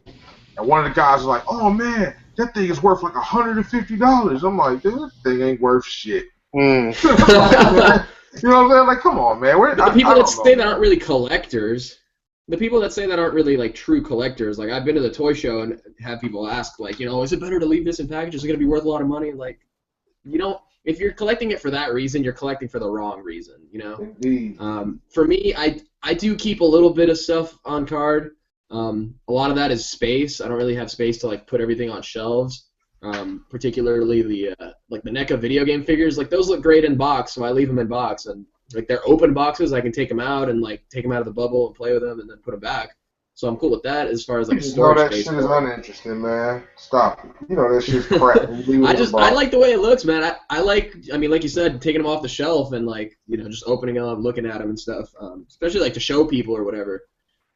So, like, I have friends who don't know anything about figures, but they played, like, classic NES games, like, the Batman game or Predator or whatever, and I'll take that off the shelf and be like, oh, shit, it's like the game sprite, they're impressed by that. And they're impressed by the presentation of it, too. And that's really what makes me want to, like, keep it in box a lot of the time is how good it looks in the box. And I mean, one of the other things I got is this Pacific Rim Gypsy Danger. You've probably seen this floating around your Toys R Us, but this is the Antiverse version from, like, the end scene before she blows up. And I like it in package just because it's got a translucent card back, so it looks, like the light shines through it, and it looks like the background from the movie. So presentation-wise, I think it looks fine in package. So I got enough Gypsy Dangers in regular paint deco that I don't really need to open this one. It looks fine just the way it is. And if I have a friend that's seen Pacific Rim, he's like, oh, it looks like Ray's about to blow up at the end. And I'm like, correct. So there's that sort of like display value to it. I don't have the shelf space to put this up, but I like having it. It I has think it to looks be. cool. It has to have a distinguishing package, like the sitting on the fucking blister card. Yeah. I see people or the Thor with the hammer or some shit. I could see keeping that because of the packaging or whatever. But I mean, when it comes down to search, don't get it twisted. Like sticking with Bruce Lee, I stick the bitch back into the package, but best believe this thing is open. Right. Right. It's open, but it's open. I mean, I don't. I just don't want to lose all the shit. But I can't keep a figure carded. Like, I just can't do it. Actually, you know what? Let me stop lying. One carded figure. This is the only carded figure I own. Like, seriously carded. Like, Ready? Yeah. now, this is part 2 with the Robert Englund head. No, that's the final chapter one. Final chapter. Well, it's the body from the part 2 Freddy, though. This is Yeah, it's all about the same. basically Basically anything post part 1 is that this is the only figure that I don't own a double of, so it stayed in the package.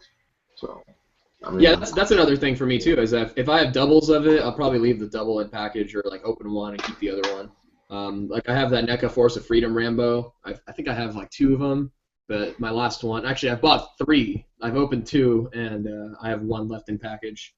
Just because I don't know, it looks good in package. Like I said, I wish it looks like the Coleco figure. I mean, I took one of my extras and repainted it to look like that, but can't put it back in the bubble without it, losing that integrity. Yeah, I mean, I know just in this collecting community, there's these guys that they fucking hate when people keep stuff in box them. And I don't I don't personally do that. I mean, I do have some figures in box. Like I have those like really old King of the Hill figures that are just like basically statues. Like I have a few of those in box. I have stuff like that in the box, but as far as stuff that like I mainly collect, I don't keep it in the box because I want to mess with that stuff. But if you do keep that stuff in the box, that's on you. It's far be it for me to tell a man what to do with his own stuff. Exactly. I mean, it's to each his own. And I see people like leave them in package and display them like that. Like I was on Twitter looking at NECA's updates for the past week, and they retweeted this guy who had a photo of his he had like a maybe 5 shelf like big ass black bookcase just filled with carded Aliens figures. So he had like the Alien Queen still in the box and the Power Loader at the very top, just sitting there in the box. He had like each wave, all the figures in card, but he had them like nicely arranged like that, including a few doubles. But to me, it's like they would look so much better open and like in the display rather than just like looking like they're on sale right there, Yeah. No offense to NECA, but I would never leave their stuff in the damn box. That's just asking for it to break when you open it eventually. Man, you open that stuff as soon as possible. Make sure you get it. Because they put that that special stuff in there. It's like a liquid, Yeah, it's like a finished like oil or something. Yeah, that oil finish. Like, man, you want to open that stuff, as soon as you can. Like Marvel Legends now, just shit is practically rubber sometimes. But that's a good thing. Here's the picture of that guy's display real quick. Oh man, it looks nice, but it's just like people I even opened this. I bought a masher. Got a masher? You said what? It's a masher? Yeah. those things have decent articulation. Give that to Glenn. He's looking to review it. I mean, don't get it twisted. I don't care about it. It was Deadpool. It was hard to find. I bought it. I mean, like he said, it has decent articulation, man. I mean, he can do some shit. Yeah, it has decent articulation. It has like ankle rockers and stuff like that. It has decent articulation. Yeah, but yeah, it's pretty much garbage, but it's pretty much garbage. By Dead. Watch when the fucking movie come out, how all his shit is gonna go up. Yeah, right now they just showed those $60 for this. They just showed mini mates for the movie right now. Well, some of the ones for the movie right now. I'm still willing to bet we're not gonna get a Legends. Oh, well, we're getting away from that, but I don't think we're gonna get a Legends line for that. Yeah, I don't know. It's up in the air. I mean, you could think to yourself like, yeah, man, Deadpool's gonna sell really well, but Hasbro sometimes can be spiteful, so we'll see. We'll see what they end up doing. I hope we get something at least. Marvel Select is where you're gonna have to look for that. Yeah, well, I want the Hot Toys one. Off the bat, I want that Hot Toys one. It looks like it's actually him on a shelf. You know, I Yeah, want it that looks one for better than the sure. sideshow one, I think. Yeah, My son is very disappointed that he will not be going to see the movie. oh, why? It's rated R, man. It's It's R too rated, man. it's too suggestive. You know what I mean? I mean, he's holding the gun all by his dick. I tell you, my son did the DX to somebody. Oh man, the suck it. So, The suck it. nah, Dude, I used to Dude, do you that. can't punish your child for a crotch chop. That's inhuman. fuck Hey that. man, he just wants He's to too be. excited, man. He's It was just probably too excited hilarious. for it. He just Huh? wants to be like Shawn Michaels, man. He wants to be like the Heartbreak Kid. Man, every time every time like the new trailer came out, and I said, you know what? Here, man, you want to see this trailer, whatever? Oh my god, it's just watch it again. Like, just That new trailer was sick with Colossus and I yeah, think that's Armor. yeah. Yeah, he looks great. You That cannot looks be like doing. You Colossus. cannot be doing this, Daredevil. I'm surprised how good the designs and everything look on that movie, man. Yo, Right. I follow Rob Liefeld on Instagram. This guy is going nuts posting about fucking Deadpool this, Deadpool that. Everything's fucking Deadpool on this feed, man. Shit. Dude, that shit looks like a fucking comic book, man. Yeah, Yeah, For it some does. reason, it's just like it looks very open and the shit looks nice. Did Colossus have a Russian accent? I don't remember. Yeah. Yeah, he did. Did he? You cannot be doing this, Deadpool. Okay, good, because it pissed me off in all three X-Men movies that we had him. He had no accent. He was just some dude with Yeah, at Colossus first, powers. He I don't barely even talked. know He had like saying 2 a lines in word. each movie.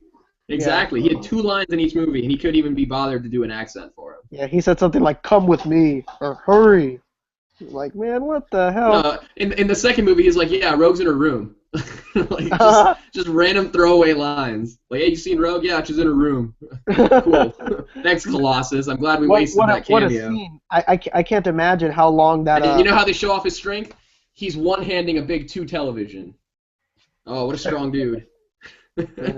What a Hey, man man, of a man. That Something you man, normally need a roommate to help that you with. man gave up precious sex with the director to get that part.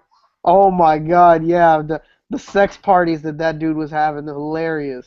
Man, I'm one of almost every one of them dudes, and I mean nothing against homosexuality.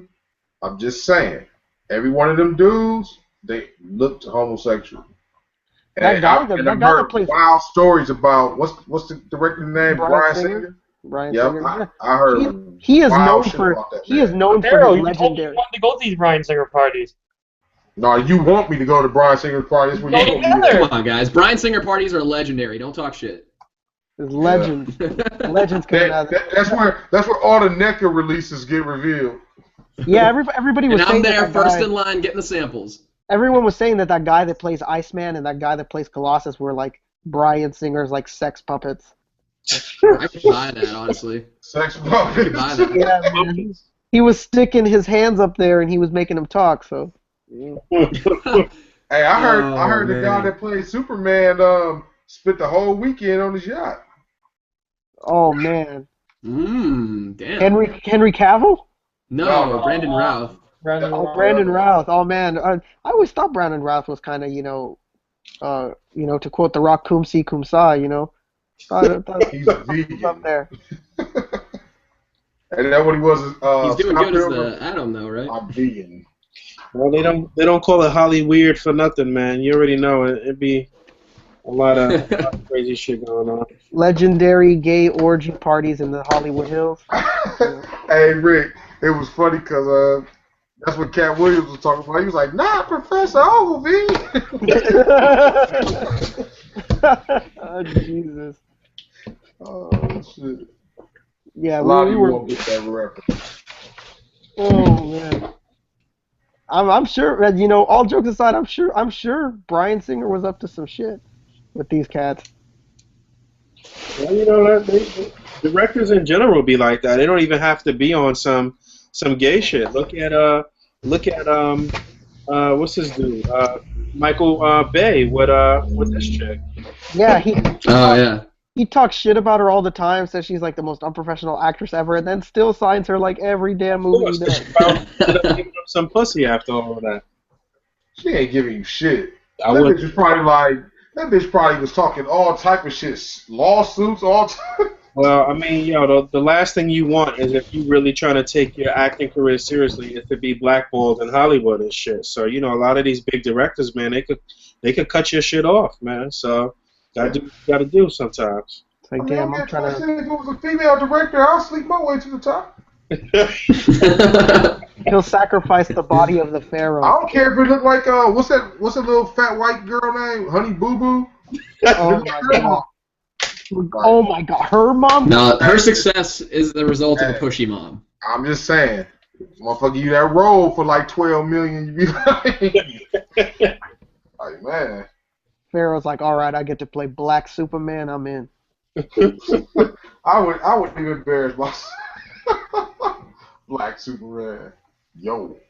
Except he doesn't come from Krypton. He comes from ancient Egypt. And Me his power is that of the pharaohs. Right. And with my partner, Boog Nubis. Goobus. Perfect. Oh man. Perfect. I think we've lost the entire audience now. Boys. Talking about this King Tut armor? What are you talking about? We lost the audience. They're over here wondering what's going on, but Nubis. That's classic right there. and then we have Pep as the Cleopatra. With the Cleopatra armor. Which reminds me, why haven't we had any of the Mummy figures? Like, why don't we have Brendan Fraser and Arnold Vosloo in figure Because the form? movie sucked. Yeah. What? Isn't that franchise outta here. isn't that franchise being revamped right now? I think it's being rebooted right now, but that Yeah. last one that they had was terrible with Jet Li as the bad guy. That was Oh my awful. god. That one was pure awful. Nothing says Egyptian films like Jet Li. I know, right? I can see you, Fabio, buying some movies like I, Frankenstein and shit like that. Figures and shit for those movies. Hey, I grew up on those flicks. I, Those are my Frankenstein childhood just came flicks. out like 3 years ago. All right, you got me there. It's more like 5 years, I think, but still, yeah. I mean, Brendan Fraser just doesn't do enough movies these days. Yeah, I don't know what happened to Brendan Fraser. He was trying to be pushed as like one of the big guys in Hollywood, and then he disappeared. Dino Man, son. That's a good movie. That is a good movie, though. Man, I hate that dude, Pauly Shore. Hey man, be careful. Buddy. He could get some figures one day.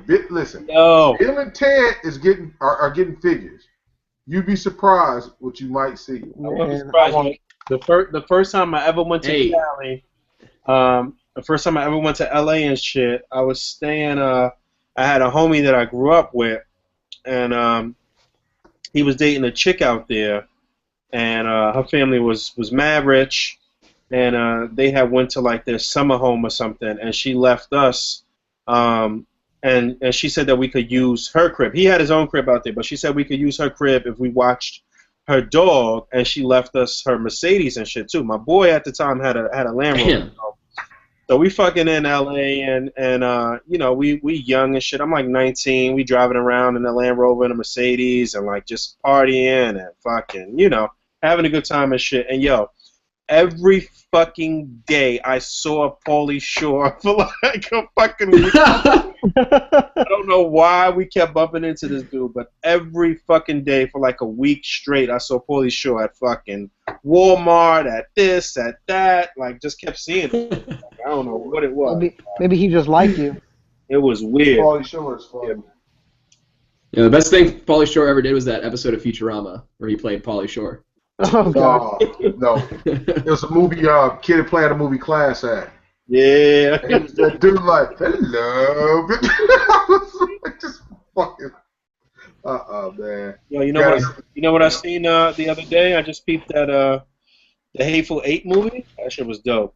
Was Oh, it? yeah, it was good. You know what movie was terrible? Ridiculous 6.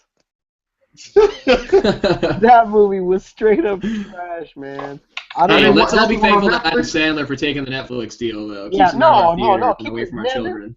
they're paying you a bunch of money. They're paying you a bunch of money. You know, good on you. But that movie was terrible. Hey, I'm going to Doesn't it have go the kid and peep the from April Twilight in Eighth. it? Yeah, it has Jacob from Twilight, the wolf guy. Ooh. Hey, let me ask you something, Fabio. Why So is Randy going to go ahead and do these Creed figures or what, man? I don't know if they're doing Creed figures. I don't know. I think they said they weren't going to do them, but they're relaunching the Rocky line in January. So if they're going to relaunch the Rocky line, then why in the fuck wouldn't they do Creed? That movie was. I honestly don't know. I mean, I haven't seen the movie yet. I really want to, and I've heard it's really good. So It's really good. It's one of my favorite. I can't see the reason being like Randy doesn't like the movie, but I don't know. Maybe it's like a different license or something because it's a different studio than the ones that made the original movies or something. With the That's just my guess. With the relaunch of the Rocky movie, so what he's going to do, like part 5 and 6? No, Pharaoh, you can always. Unless they surprise us, they could still surprise us with it. Ask them.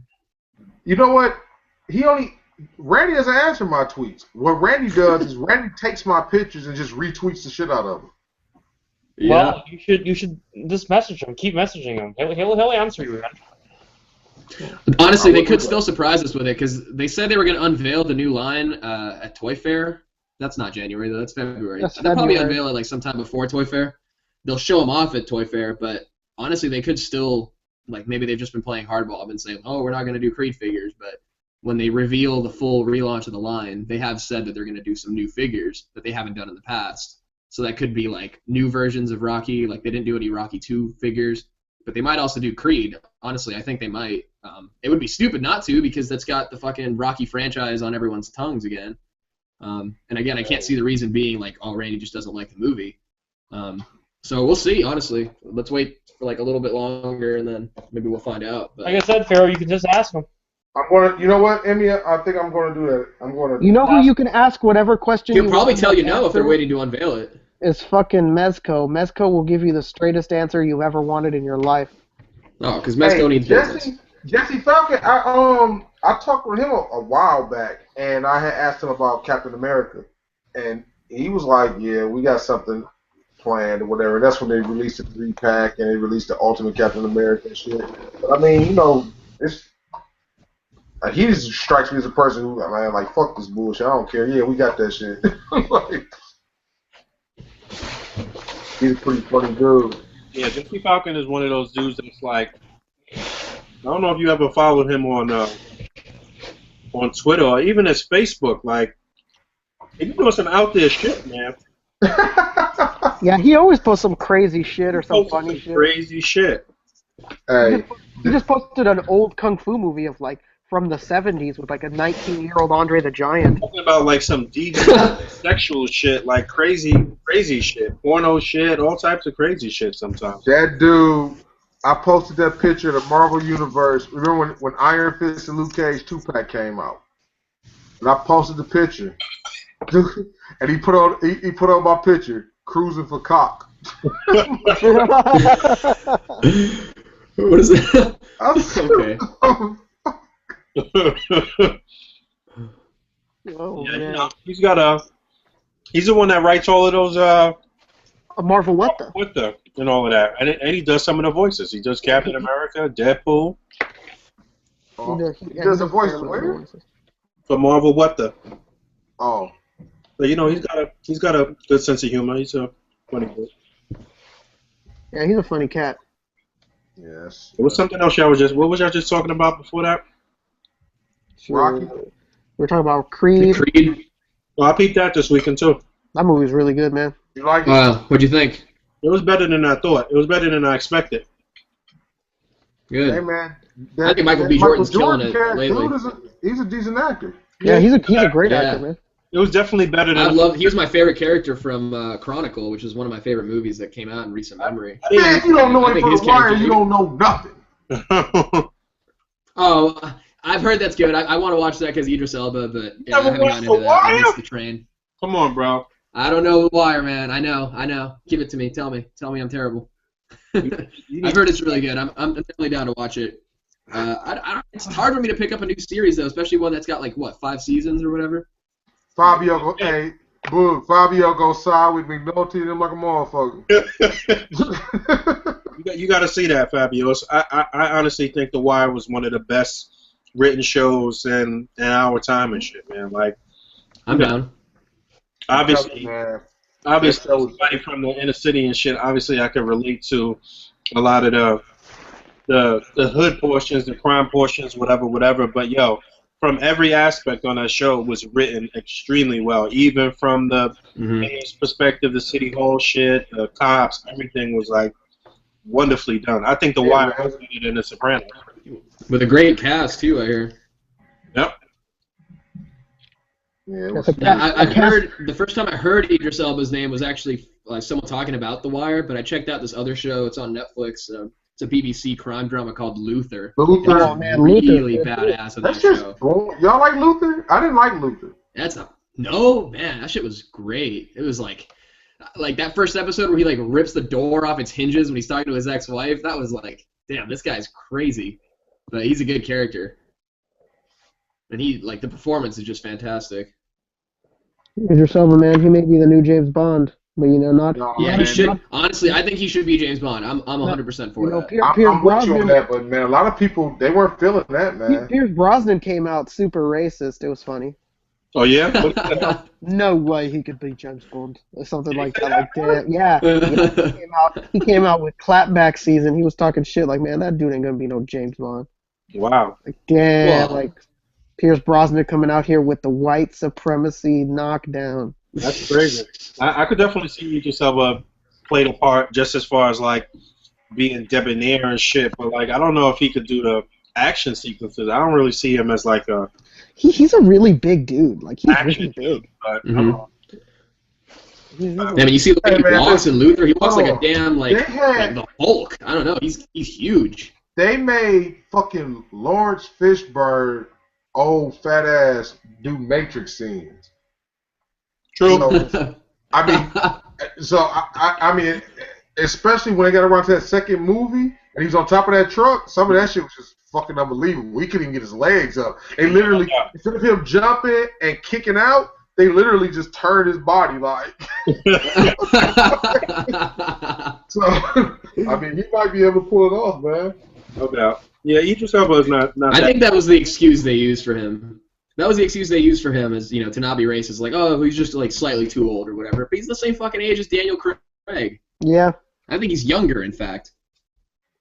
Yeah, they're trying to doesn't cop even out. look old as he is. He was good in Prometheus too, for like what 5 minutes of screen time he had. He was on It's a lot of good movies. A lot of these actors are in some pretty decent movies. Like I said about the what's his name, John whatever, the cat from Star Wars fan. I liked Attack the Block. I don't really know what else he was in, but Attack the Block was a decent movie, especially the overseas movie. I don't really like foreign film. Like I thought he did a pretty decent job because I don't like foreign films. I don't know. It's just I don't know something about him, man. The camera work and everything, man. I just don't like foreign film. Oh, okay. Especially like French movies. Really? Why? You never seen Lock, Stock, and Two Smoking Barrels? You ever saw that? Yeah, I seen That's a that. good one. I didn't like it either. You didn't like that? What about Snatch? Yeah, I was about to say. I was about to say I didn't like Snitch. Have you seen Audition? No, not Snitch. Snatch. Snatch, yeah, with Brad Pitt, With what's his name? What Jason Statham, and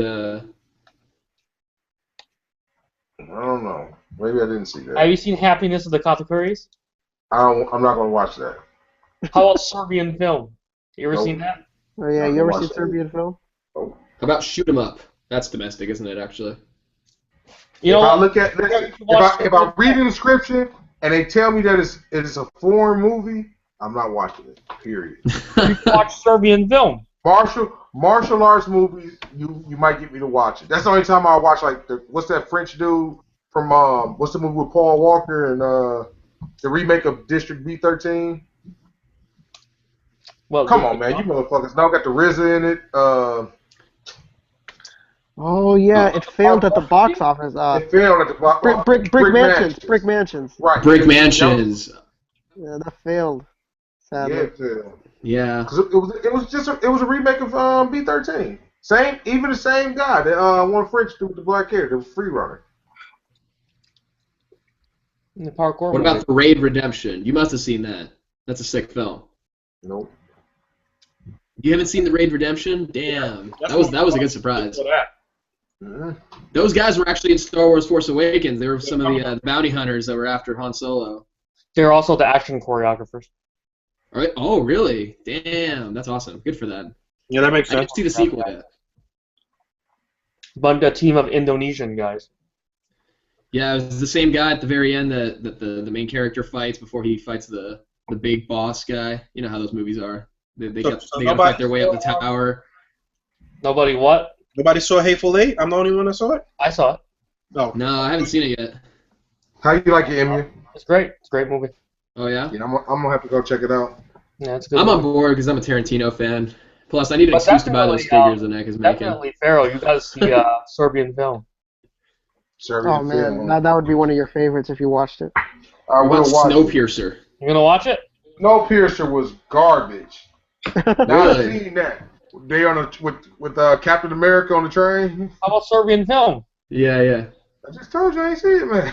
It's I'm time about for to you grade. I'm gonna cue it right now on my phone. I'm gonna cue it wherever they got it from. If it's on one of my devices that I got to watch movies on, I'm gonna watch it. Awesome. How about Audition? No. No? I think he's pretty adamant about the no foreign films thing. We're not going to catch him slipping anytime soon. Not good, Pharaoh.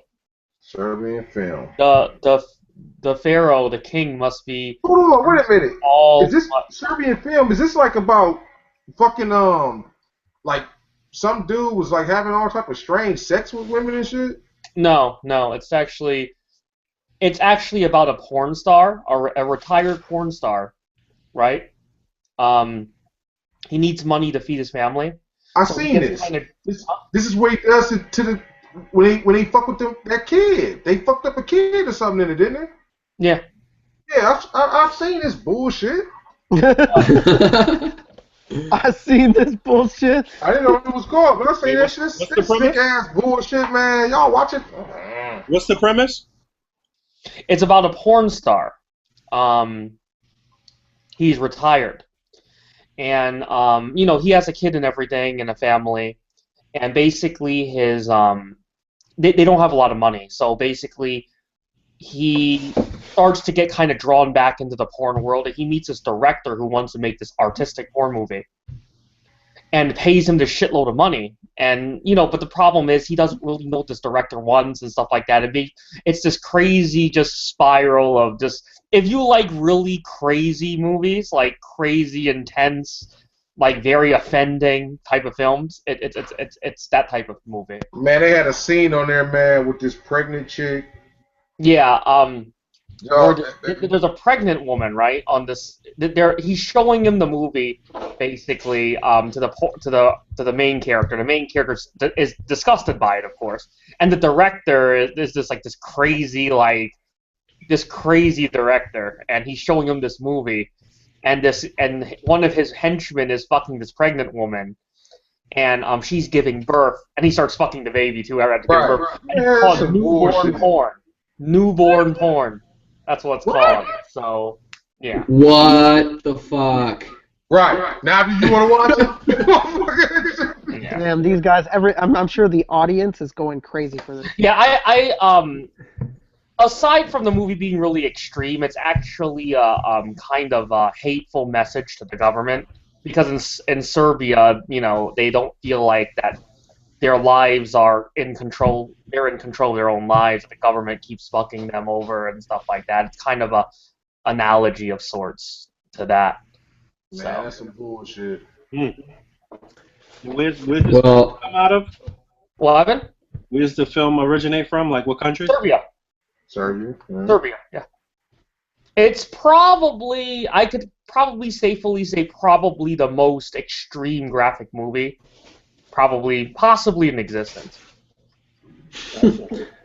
I've probably seen all of them, so this is probably the worst one. Most offending, most extreme, most everything. So just totally shits on like Human Centipede or some crazy shit like that. Oh, wait. Well, Human Centipede isn't even that bad. It's nothing compared to the difference with Human Centipede. Human Centipede is a shock value. There's shock value in Serbian film that you could feel the anger and the emotions that the director is trying to express. There is definitely some kind of message there. While Human Centipede, there's no real message. It's more about the gimmick than anything else. So. Oh man. Yeah, it's more of like, yeah, dude, he's gonna totally put this chick's mouth on this dude's ass. Basically. And then the person behind that guy's gonna get it in the mouth.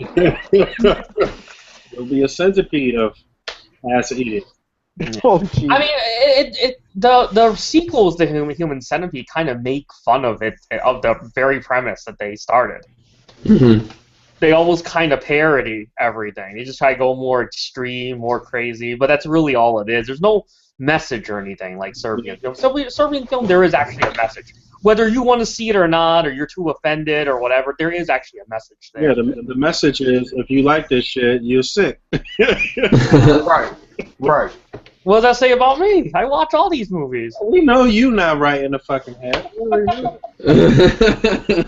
Yeah. I watch all kinds of films, so not just this stuff. So what else we talking about, Rick? All right, let's get on to the next topic. We derailed on that one. Yeah. I mean, at least we talked about it, but we derailed a little bit. Went from Minton box collecting to Serbian film. Right. How does everybody feel about the collections in this hobby having to evolve basically as time goes on? You know, certain figures and lines in general just become obsolete and outdated, and a new line can start, or a new figure comes in that just upgrades and completely trumps what you had before. Yeah, and you have to basically buy, something like DC Icon's a perfect example. How do you feel about that part of the hobby? How do you deal with something like this? Do you accept, just having to say fuck it and go all in on stuff that you feel you've already bought before, or do you just say fuck it and just keep what you want and you're okay with not upgrading to whatever comes in afterward? I think that's the shit that drives us. I don't think any of us are I don't think any of us are okay with not upgrading. I think that we could probably still hold on to the original one and still, it'll hold a place in our heart or a place on our shelves or whatever, but like that's part of the fun of collecting and shit. You know what I'm saying? That's been the fun exactly for the past almost 20 years and shit. You know what I'm saying? Like everything has been getting progressively better. Every aspect of collecting and of figures and of the art of the figures has gotten better. So, as that happens, you definitely want to continue to, especially if you're somebody who like to display your stuff out in the open, you know what I'm saying? You want the best shit to be on display. You want people to come over and see it and be like, yo, that shit looks amazing. Or you want to look at it for yourself and be like, yo, that shit looks amazing. So yeah, man, I think that's one of the most attractive things about collecting is being able to constantly upgrade, Yeah, we've been having a lot of people lately, just come on and talk about how, they just hate, they collected all these DCUs, so like, I'm not about to collect a whole nother damn line, and it's just, it's interesting to talk about, just some people, they don't want to upgrade along with the state of this hobby. They just want to, have what they have and ignore anything new or different that comes in and possibly upgrade what they already have. I think that the upgrading process, I'm perfectly fine with it, because you have to understand that one company looks at another's mistakes most times and they try to improve upon them. Some companies don't give a fuck; they just have their own, product they put out, and it's just like fuck it. But like what you said with the Icons versus DC Universe Classics, it's fresh. Like the Icons, they lack as well or whatever, but it's a fresh start. I haven't had any quality control issues. It's newer designs, newer characters. I don't know. And even the fact that they, like you said, they do they do lack in some places. At the same time, they actually change and upgrade a lot of the things that DCUC didn't as well. Of course, I mean, I don't know. I think a lot of collectors are just like whiny little bitches a lot of times. I mean, it's just no real way to put it besides that because I hear them the same thing with Star Wars. Oh, I've been collecting this line for however many years. I'm not going to start on another one. You're like, it's a whole different scale. You don't actually have to start on another one, but you do have to have.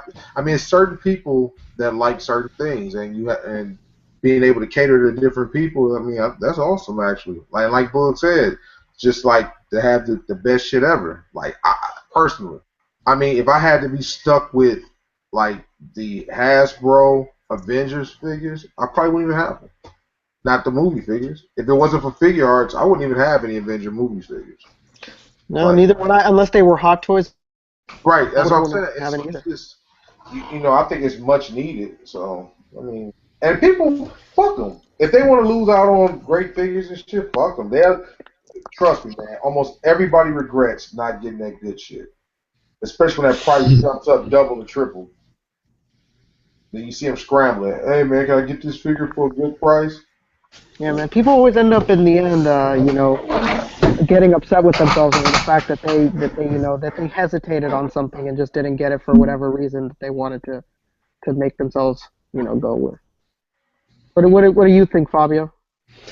Well, I think we've touched on this kind of thing before, as far as like collectors are always looking for like the best representation of a character that they like, and naturally as you collect over the years, action figure engineering it evolves over time and it gets better, and the figures that were made 5 years ago even are nothing compared to what's being made now, and so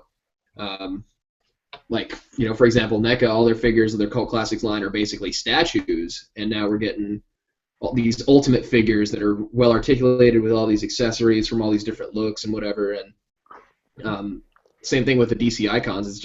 It's a newer way to engineer these characters that have been made in the past, and I don't think it's something that's going to stop. I mean, I'm always happy replacing an older figure with a better version of it, or like something that I'm more excited to get, or I think is a better figure.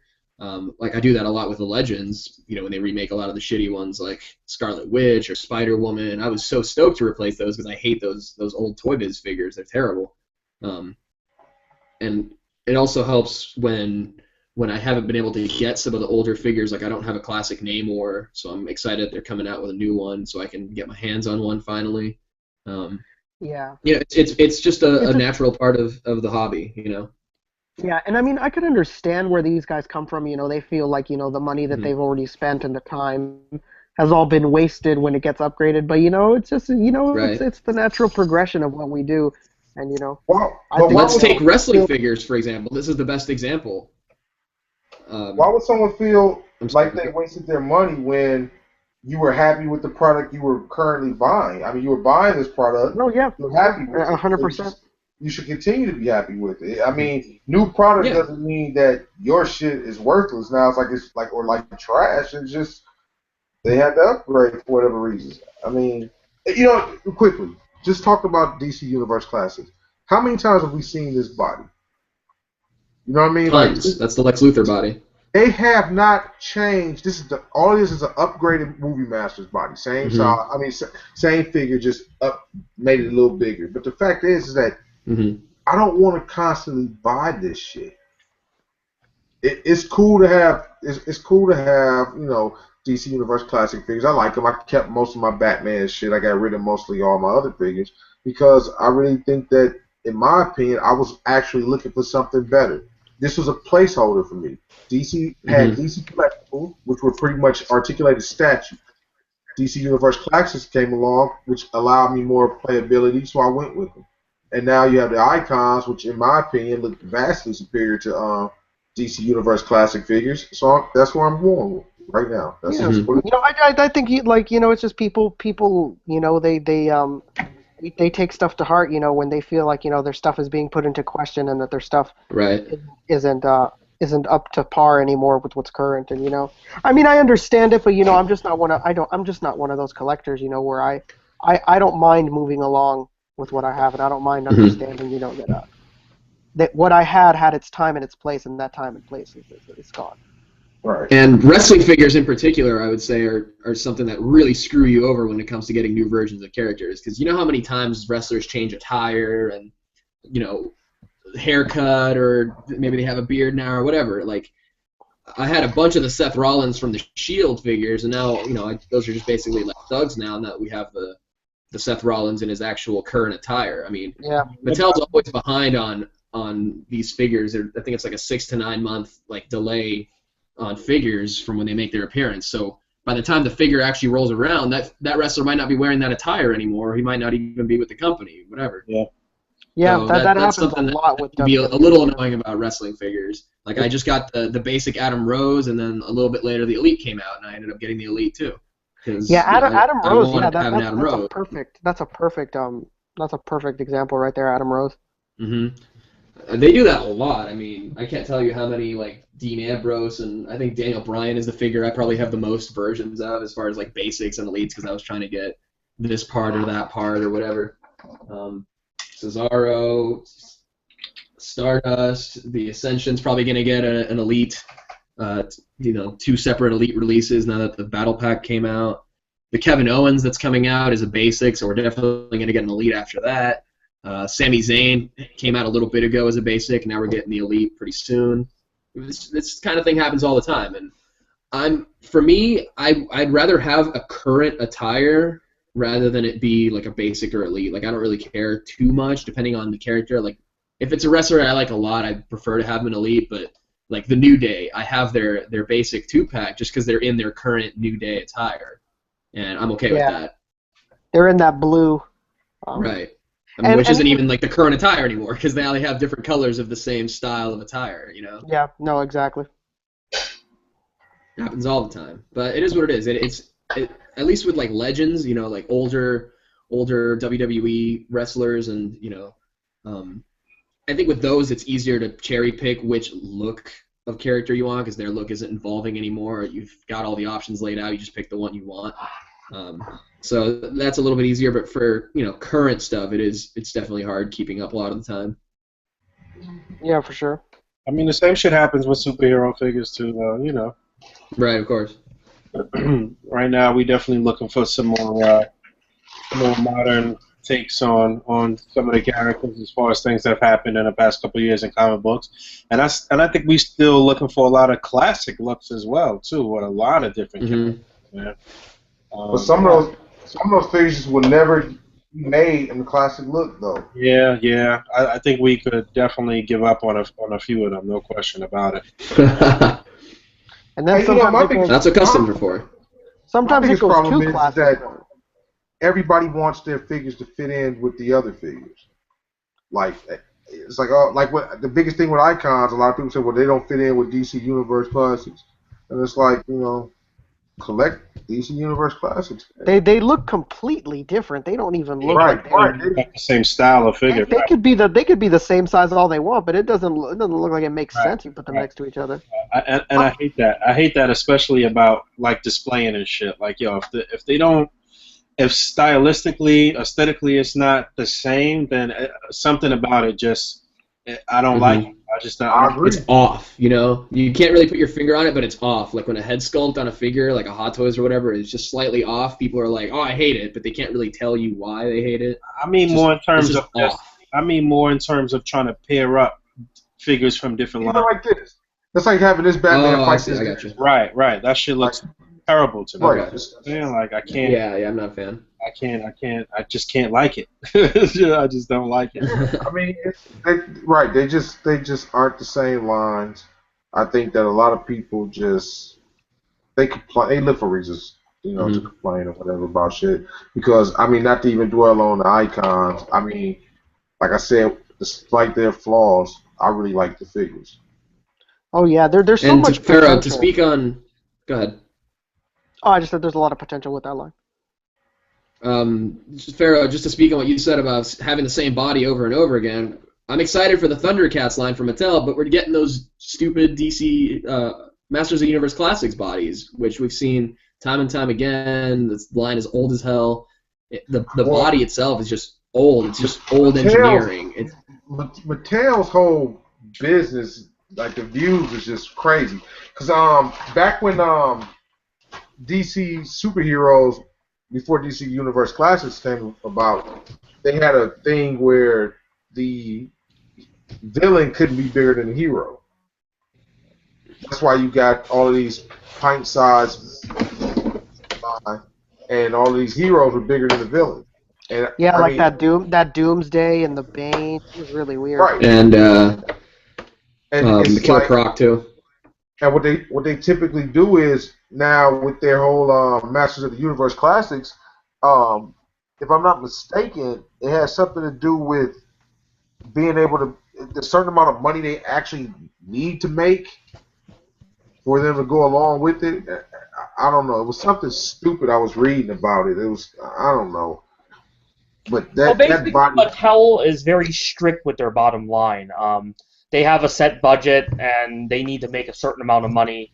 That basically they need to make a certain percentage back, which is why there's a lot of reuse. And it's like a budget is per wave, which is why you have a certain number of parts that can be new, a certain number of right. certain everything else has to be reused from existing parts. They're just very strict about what that bottom line is. They've never really said this to people, but that's obviously what it is. You know, they always try to kind of move around it. Obviously, certain lines had more budget if it was obviously tied to a TV show or tied to a movie, but whenever it was one of those DC collector lines, like your Master Universe Classic, your DCUC, stuff like that, they have a very strict amount of money and financing and stuff on whatever waves and figure lines that they do. So, you know, like I said, everything has to be like, you know, you can only have one guy that has like this many new parts in the wave, but then everyone else can only have like a new head or a new belt, and that's it. You know, that's basically how they basically did stuff. That's how their system works. Mm-hmm. So Yeah, but see, I didn't like the fact that one of the biggest things one of the biggest things that bothered me about Mattel was that they're like the DC, I mean not DC Universe, yeah, Masters of the Universe line was based off of the classic action figure. That's where you get those big bulky arms and the way it was proportions. shaped. They're a modern update of those older figures, essentially. Right, but I don't like the fact that now what they're doing is just going with that buck for like the Thundercats, like you said with the Thundercats or whatever. Yeah. I mean, it's just. No, it's like they saw people do those customs and they're like, wow, this is awesome. Maybe we should do something like this too and try to get the license. Yeah. We see how people like it. And that's, I don't know. I'm going to buy, I mean, don't get it twisted. I will buy Lion, though. I got to try everything once as far as figures go. Fuck it. I'll buy one. Yeah, fuck those stumpy ass figures, man. But the minute I can't do, as soon as I get in my hands, I can't fuck around with it, it's going right up on the Daily Planet. Yeah, no doubt. Right. I can't fuck with those Thundercat figures, man. But I really want Thundercat figures, but I want them to not suck. Yeah, I want them it's to. so hard. I would love for them. It's obviously a line that they don't want to put a lot of money into, and they basically have a lot of the parts, existing parts, and all they need to use is new heads, new overlays. Fuck that. You know, so I'm not supporting that bullshit. Well, I'm just giving the point of view from the business. Yeah, no, I'm with you, but I'm just saying, like, nah, you're not gonna. I mean, whether the fans want to agree with it or not, that's one thing. But just think that I think that's how they're looking at it. Hey, man, it's cheap for us to do it. It's not expensive for us. You know, we can do it. You know, we already have a lot of the existing, you know, body that we can use. You know, we already have even a lot of parts we can reuse. So. Yeah, no doubt. If Figure Arts were to pick up and do a Thundercats, they're never gonna do it. Yeah, I don't see that happening at all. But that would be fucking amazing. And all right. There's no reason they should really do it. Bandai took a crack at it. I just think that Bandai kind of like, I don't know, they want some bullshit. Bandai America took a crack at it. Bandai Japan. Yeah. America, Japan. I don't give a fuck if it was Bandai Egypt. I'm just saying that the fuck. Oh, Bandai Egypt. Pharaoh, you should become the VIP of Bandai Egypt and have the figures made. Here we go, man. You such a Bandai Egypt. They could at least. You should be the CEO of Bandai Egypt. Even the 6-inch Thundercat figures they released, the actual smaller was a 6-inch. They weren't that bad. And they could have went along. They could have went ahead and finished the line. They never finished these fucking lines. Because they didn't sell. That was the problem. They didn't put them out quick enough, so they sat on the shelves and stores didn't want to order them anymore. That's basically what happened. They were doing well in the beginning because they had the nostalgia, but then they just kept shipping the same way. I mean, only so many people are eventually going to have them all, so they just kind of sat on the shelf. And I know prototypes existed for a lot of the other characters. They just never put them out. What a waste. They were basically, I mean, all right, the you guys themselves were very similar to old Bandai Japan products, like Bandai Japan products from like the early 2000s, late 90s. They had like the screw holes on the back and everything. Right. You would never see that on a higher end figure that they would release now. So. What were you saying, Fabio? I was just gonna say I opened up the Q&A in the chat, so we're gonna be getting some questions soon. Let's start addressing those. Yeah, we can get get to the wrap up. We could do that now. Enough of this Thundercats crap. Right. New figures suck. Old figures died. The end. Let's go to the questions. Yeah, we had someone with a really good question. Let me go back and find it. It's up the chat just a little bit. Where'd you go? The Expediter asked if there was any highlights from the group this past week. Any pictures you guys are liking or anything like that? I really liked Michael Wisman's shot that he put up the other day. Which one? They were all amazing. It was the one where Finn was getting slashed in the back. Yeah, that's Yeah. He was like 5 or 6 cutouts, and his cutouts are always just the nicest looking cutouts I've ever seen. Definitely, that shit was hard. Craig's Apocalypse custom was fucking hard as fuck. Oh yeah. Craig's Apocalypse custom was fucking insane. Yeah, that shit was nice. What else was hot this week? We had a picture that was featured on Instagram by, let me look up this guy's name, Xander_Land. It was the Joker. It was a DC Collectibles figure. The Joker looks like he's feeding Man-Bat in a cage, a little rat. That shit was tight. That shit was hard. Animated series picture. Right. Yeah, I really like that shit. What else was dope? That kid. I'm trying to remember his name on Facebook, but on Instagram he goes by Glenn Mose, GLENMOSE.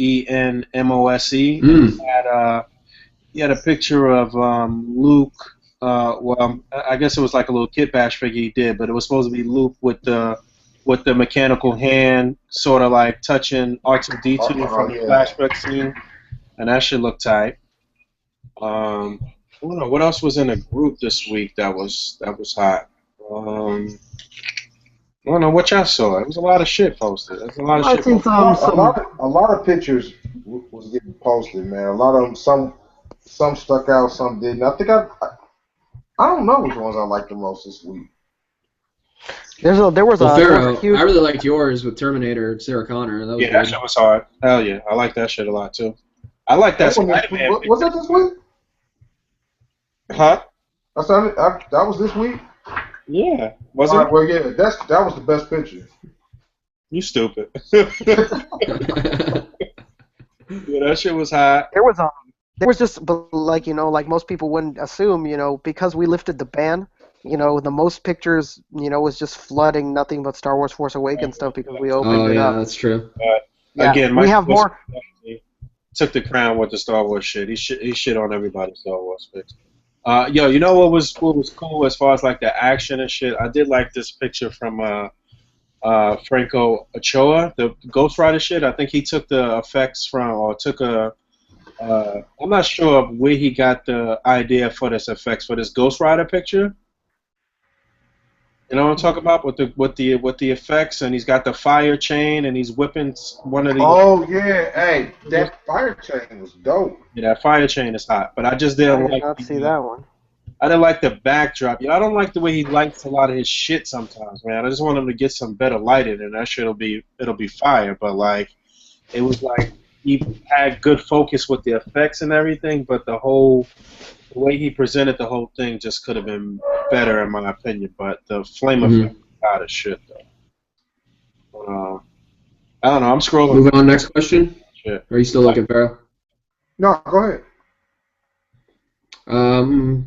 We got one guy asking. He's going to New Orleans Comic Con on January 9th, and he's mostly into Marvel. He's looking for advice on hunting for stuff at cons.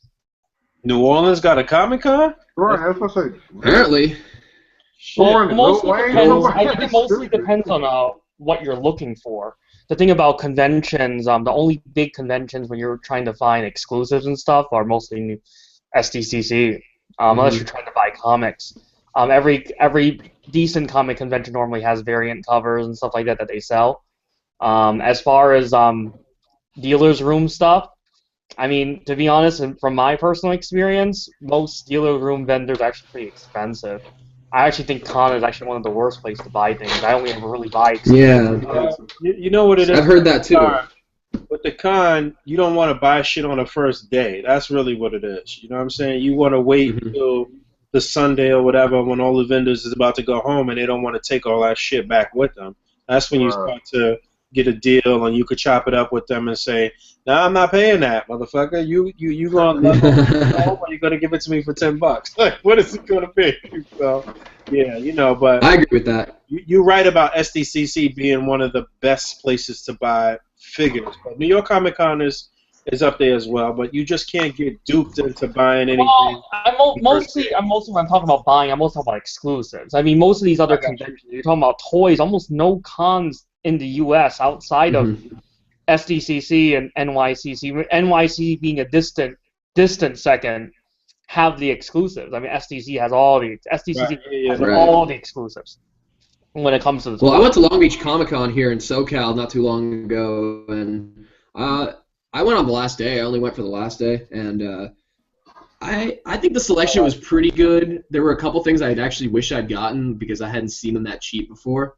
Namely the Comic Con April O'Neil from NECA.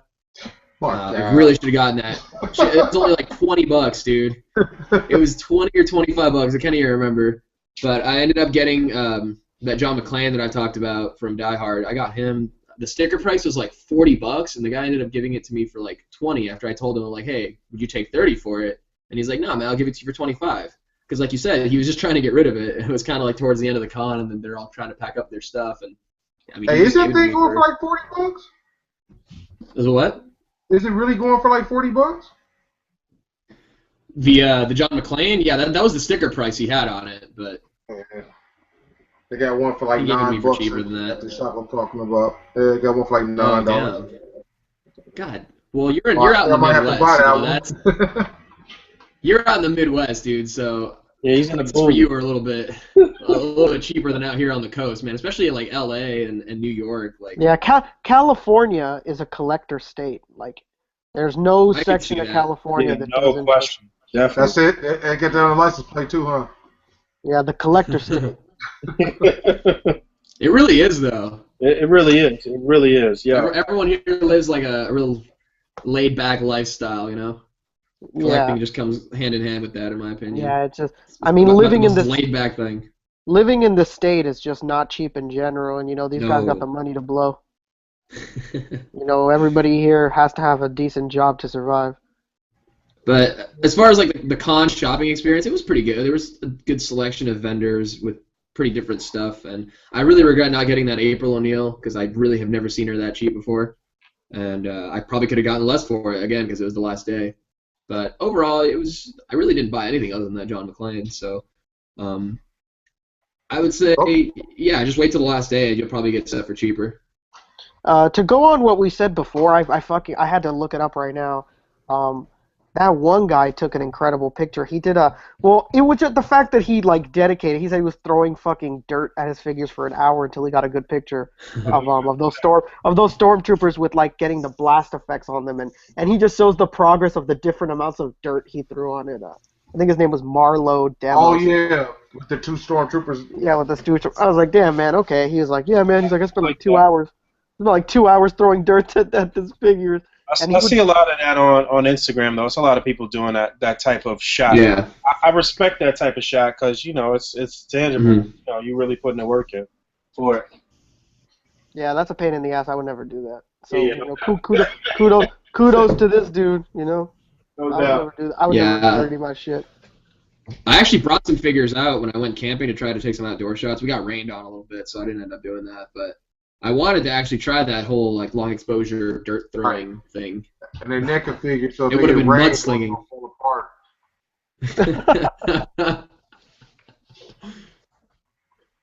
What other questions we got?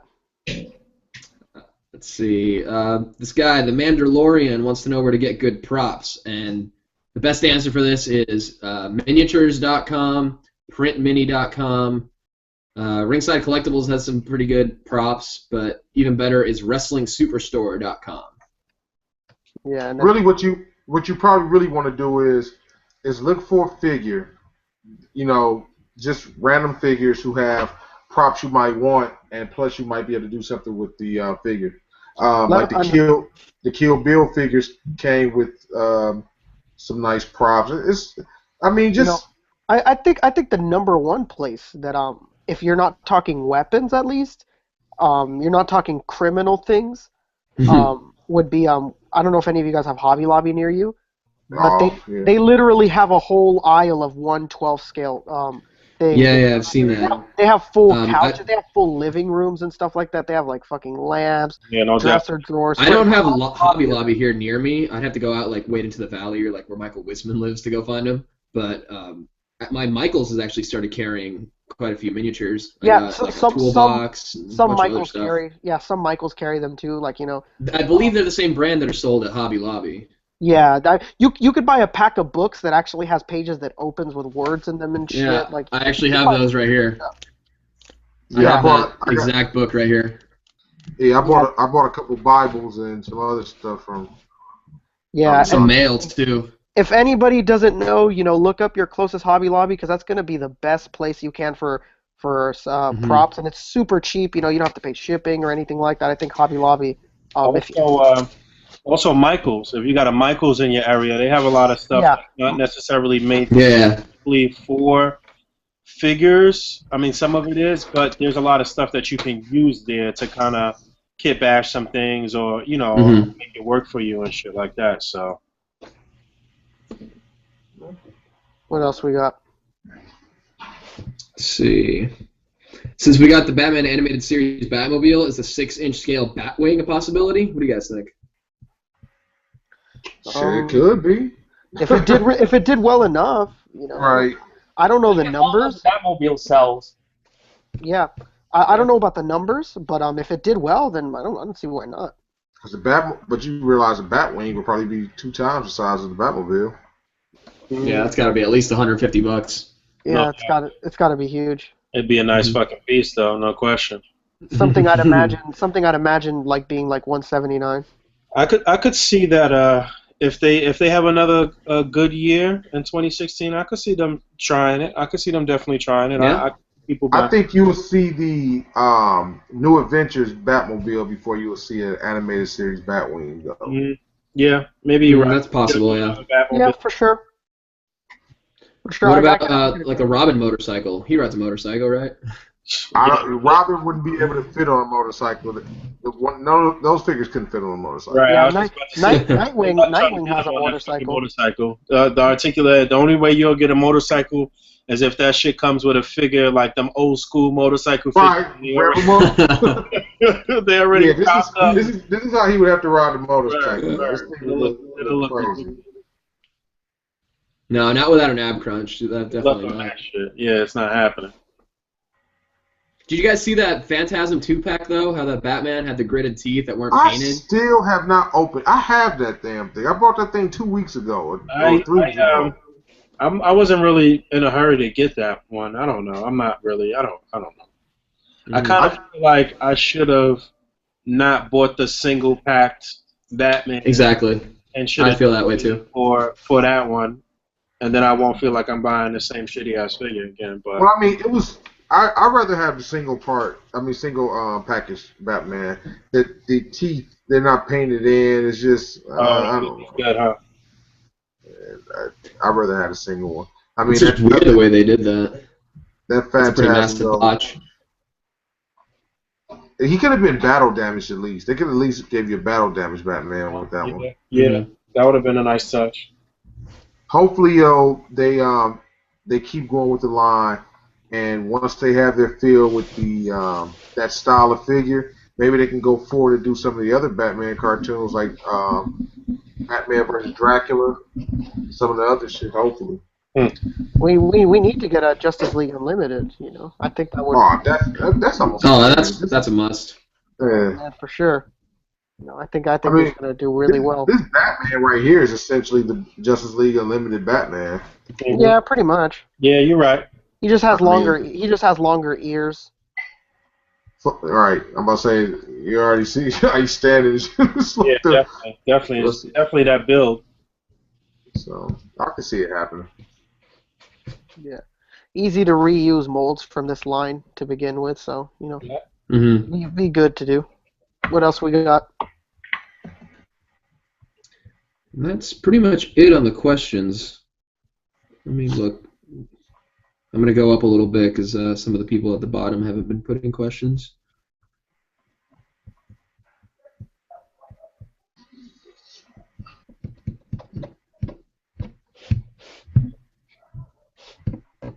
Yeah, that's about it, guys. Well, I got some questions then. No. Well, then we run on schedule then, I guess. So that's good. Yeah. I gotta get ready for my Christmas celebration. Yeah, no doubt. So anybody got anything they want to plug or anything that's coming out right now? Only thing would be this podcast again. Tell people to make sure to watch next week because I'm gonna force these bastards to put up a decent list of what they feel were their favorite figures of the year. It doesn't even have to be a specific number. Do as many as you want. Obviously don't go. The Egyptian series. Well, that's the future. There's only prototypes. Talk right to now. Articulated Icons about that. I only I can't wait for those. have the Pharaohs and the Boog's likeness. Well, if you listening or if you following on Instagram, if you're not following us on Instagram, it's at Articulated Comic Book Art, and we just launched a bunch of new stuff on the website as far as merchandise, the beanies and the totes and the wristbands and buttons and different things, and there's some different pack combinations that you could do. You could do a hat and a T-shirt combination, or a beanie and a T-shirt combination for under $30, and it's a lot of different stuff up there right now. So it's a good time for you to do that. Some nice discounts, and within the first week of January, again, we'll be launching the tendrils in red and black again, and within the second week of January, I believe we'll be back with A.C.B.A. flight stands. And one thing that we're about to launch right now as well is an A.C.B.A. calendar, which should be up within the next week, or the first week of January or second week of January. It'll be a 2016 calendar with all original art from some of the people within the community. And I think this is a really cool thing that we have, and we'll be trying to put it in some comic shops. And I'm really, really excited about this calendar. The shit's looking good, man. I'm really excited about this calendar. So yeah, man. Pretty much. Jamal just sent in 2 questions. What do you say? What's up, Jay? He said, one, how do you feel about those goofy ass comedy Stormtrooper pics? Which one?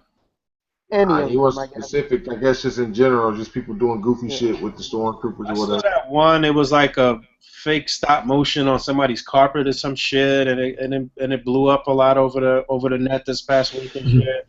As a matter of fact, in my office at work, I got my Stormtroopers set up and shit, and so people come in and they look at that shit, they want to start talking or whatever. And there was a girl that came in this week, and she asked me if I had saw the thing that I just mentioned or whatever about that Stormtrooper thing. I was like, yeah, that shit's whack. I don't want to see that shit. So yeah, if we talking about the same thing, it was on Facebook. It was like a real poor man stop motion of some Stormtroopers like putting together a Christmas tree or some shit. It looks shitty. I don't know. He also wants to know how do everyone feel about inaccurate Star Wars pictures? I don't. You said what? Inaccurate Star Wars? Yeah. Describe inaccurate. Well, I mean, that could be any number of things, man. Like like Kylo Ren like having sex with Darth Vader. That's an accurate right Man, there. those pictures are awesome. Those are some great pictures. Or You even know what? Kylo Ren fighting Darth Vader. All that. I'm gonna take some of those pictures.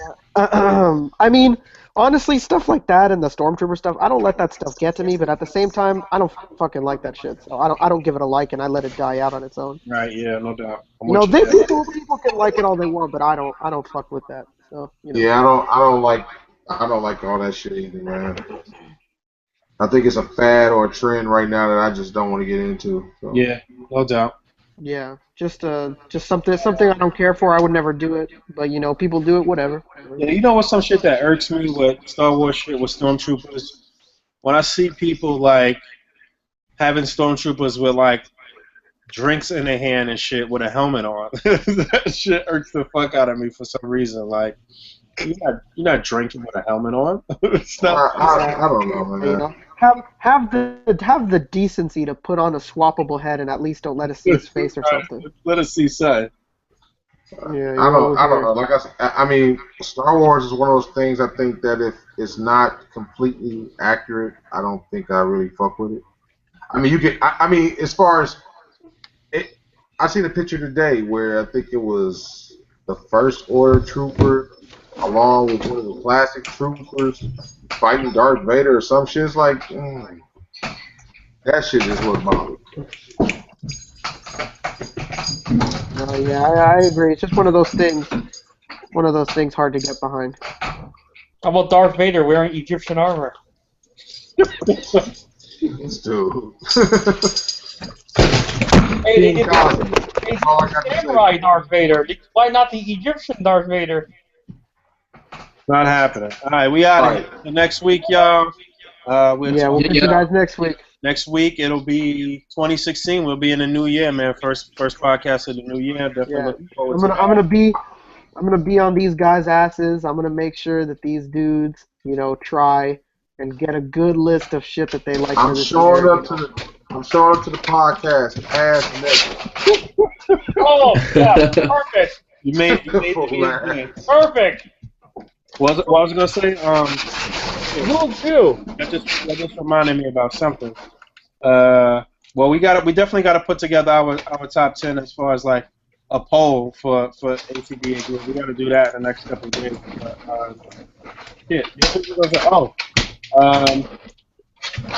I don't know.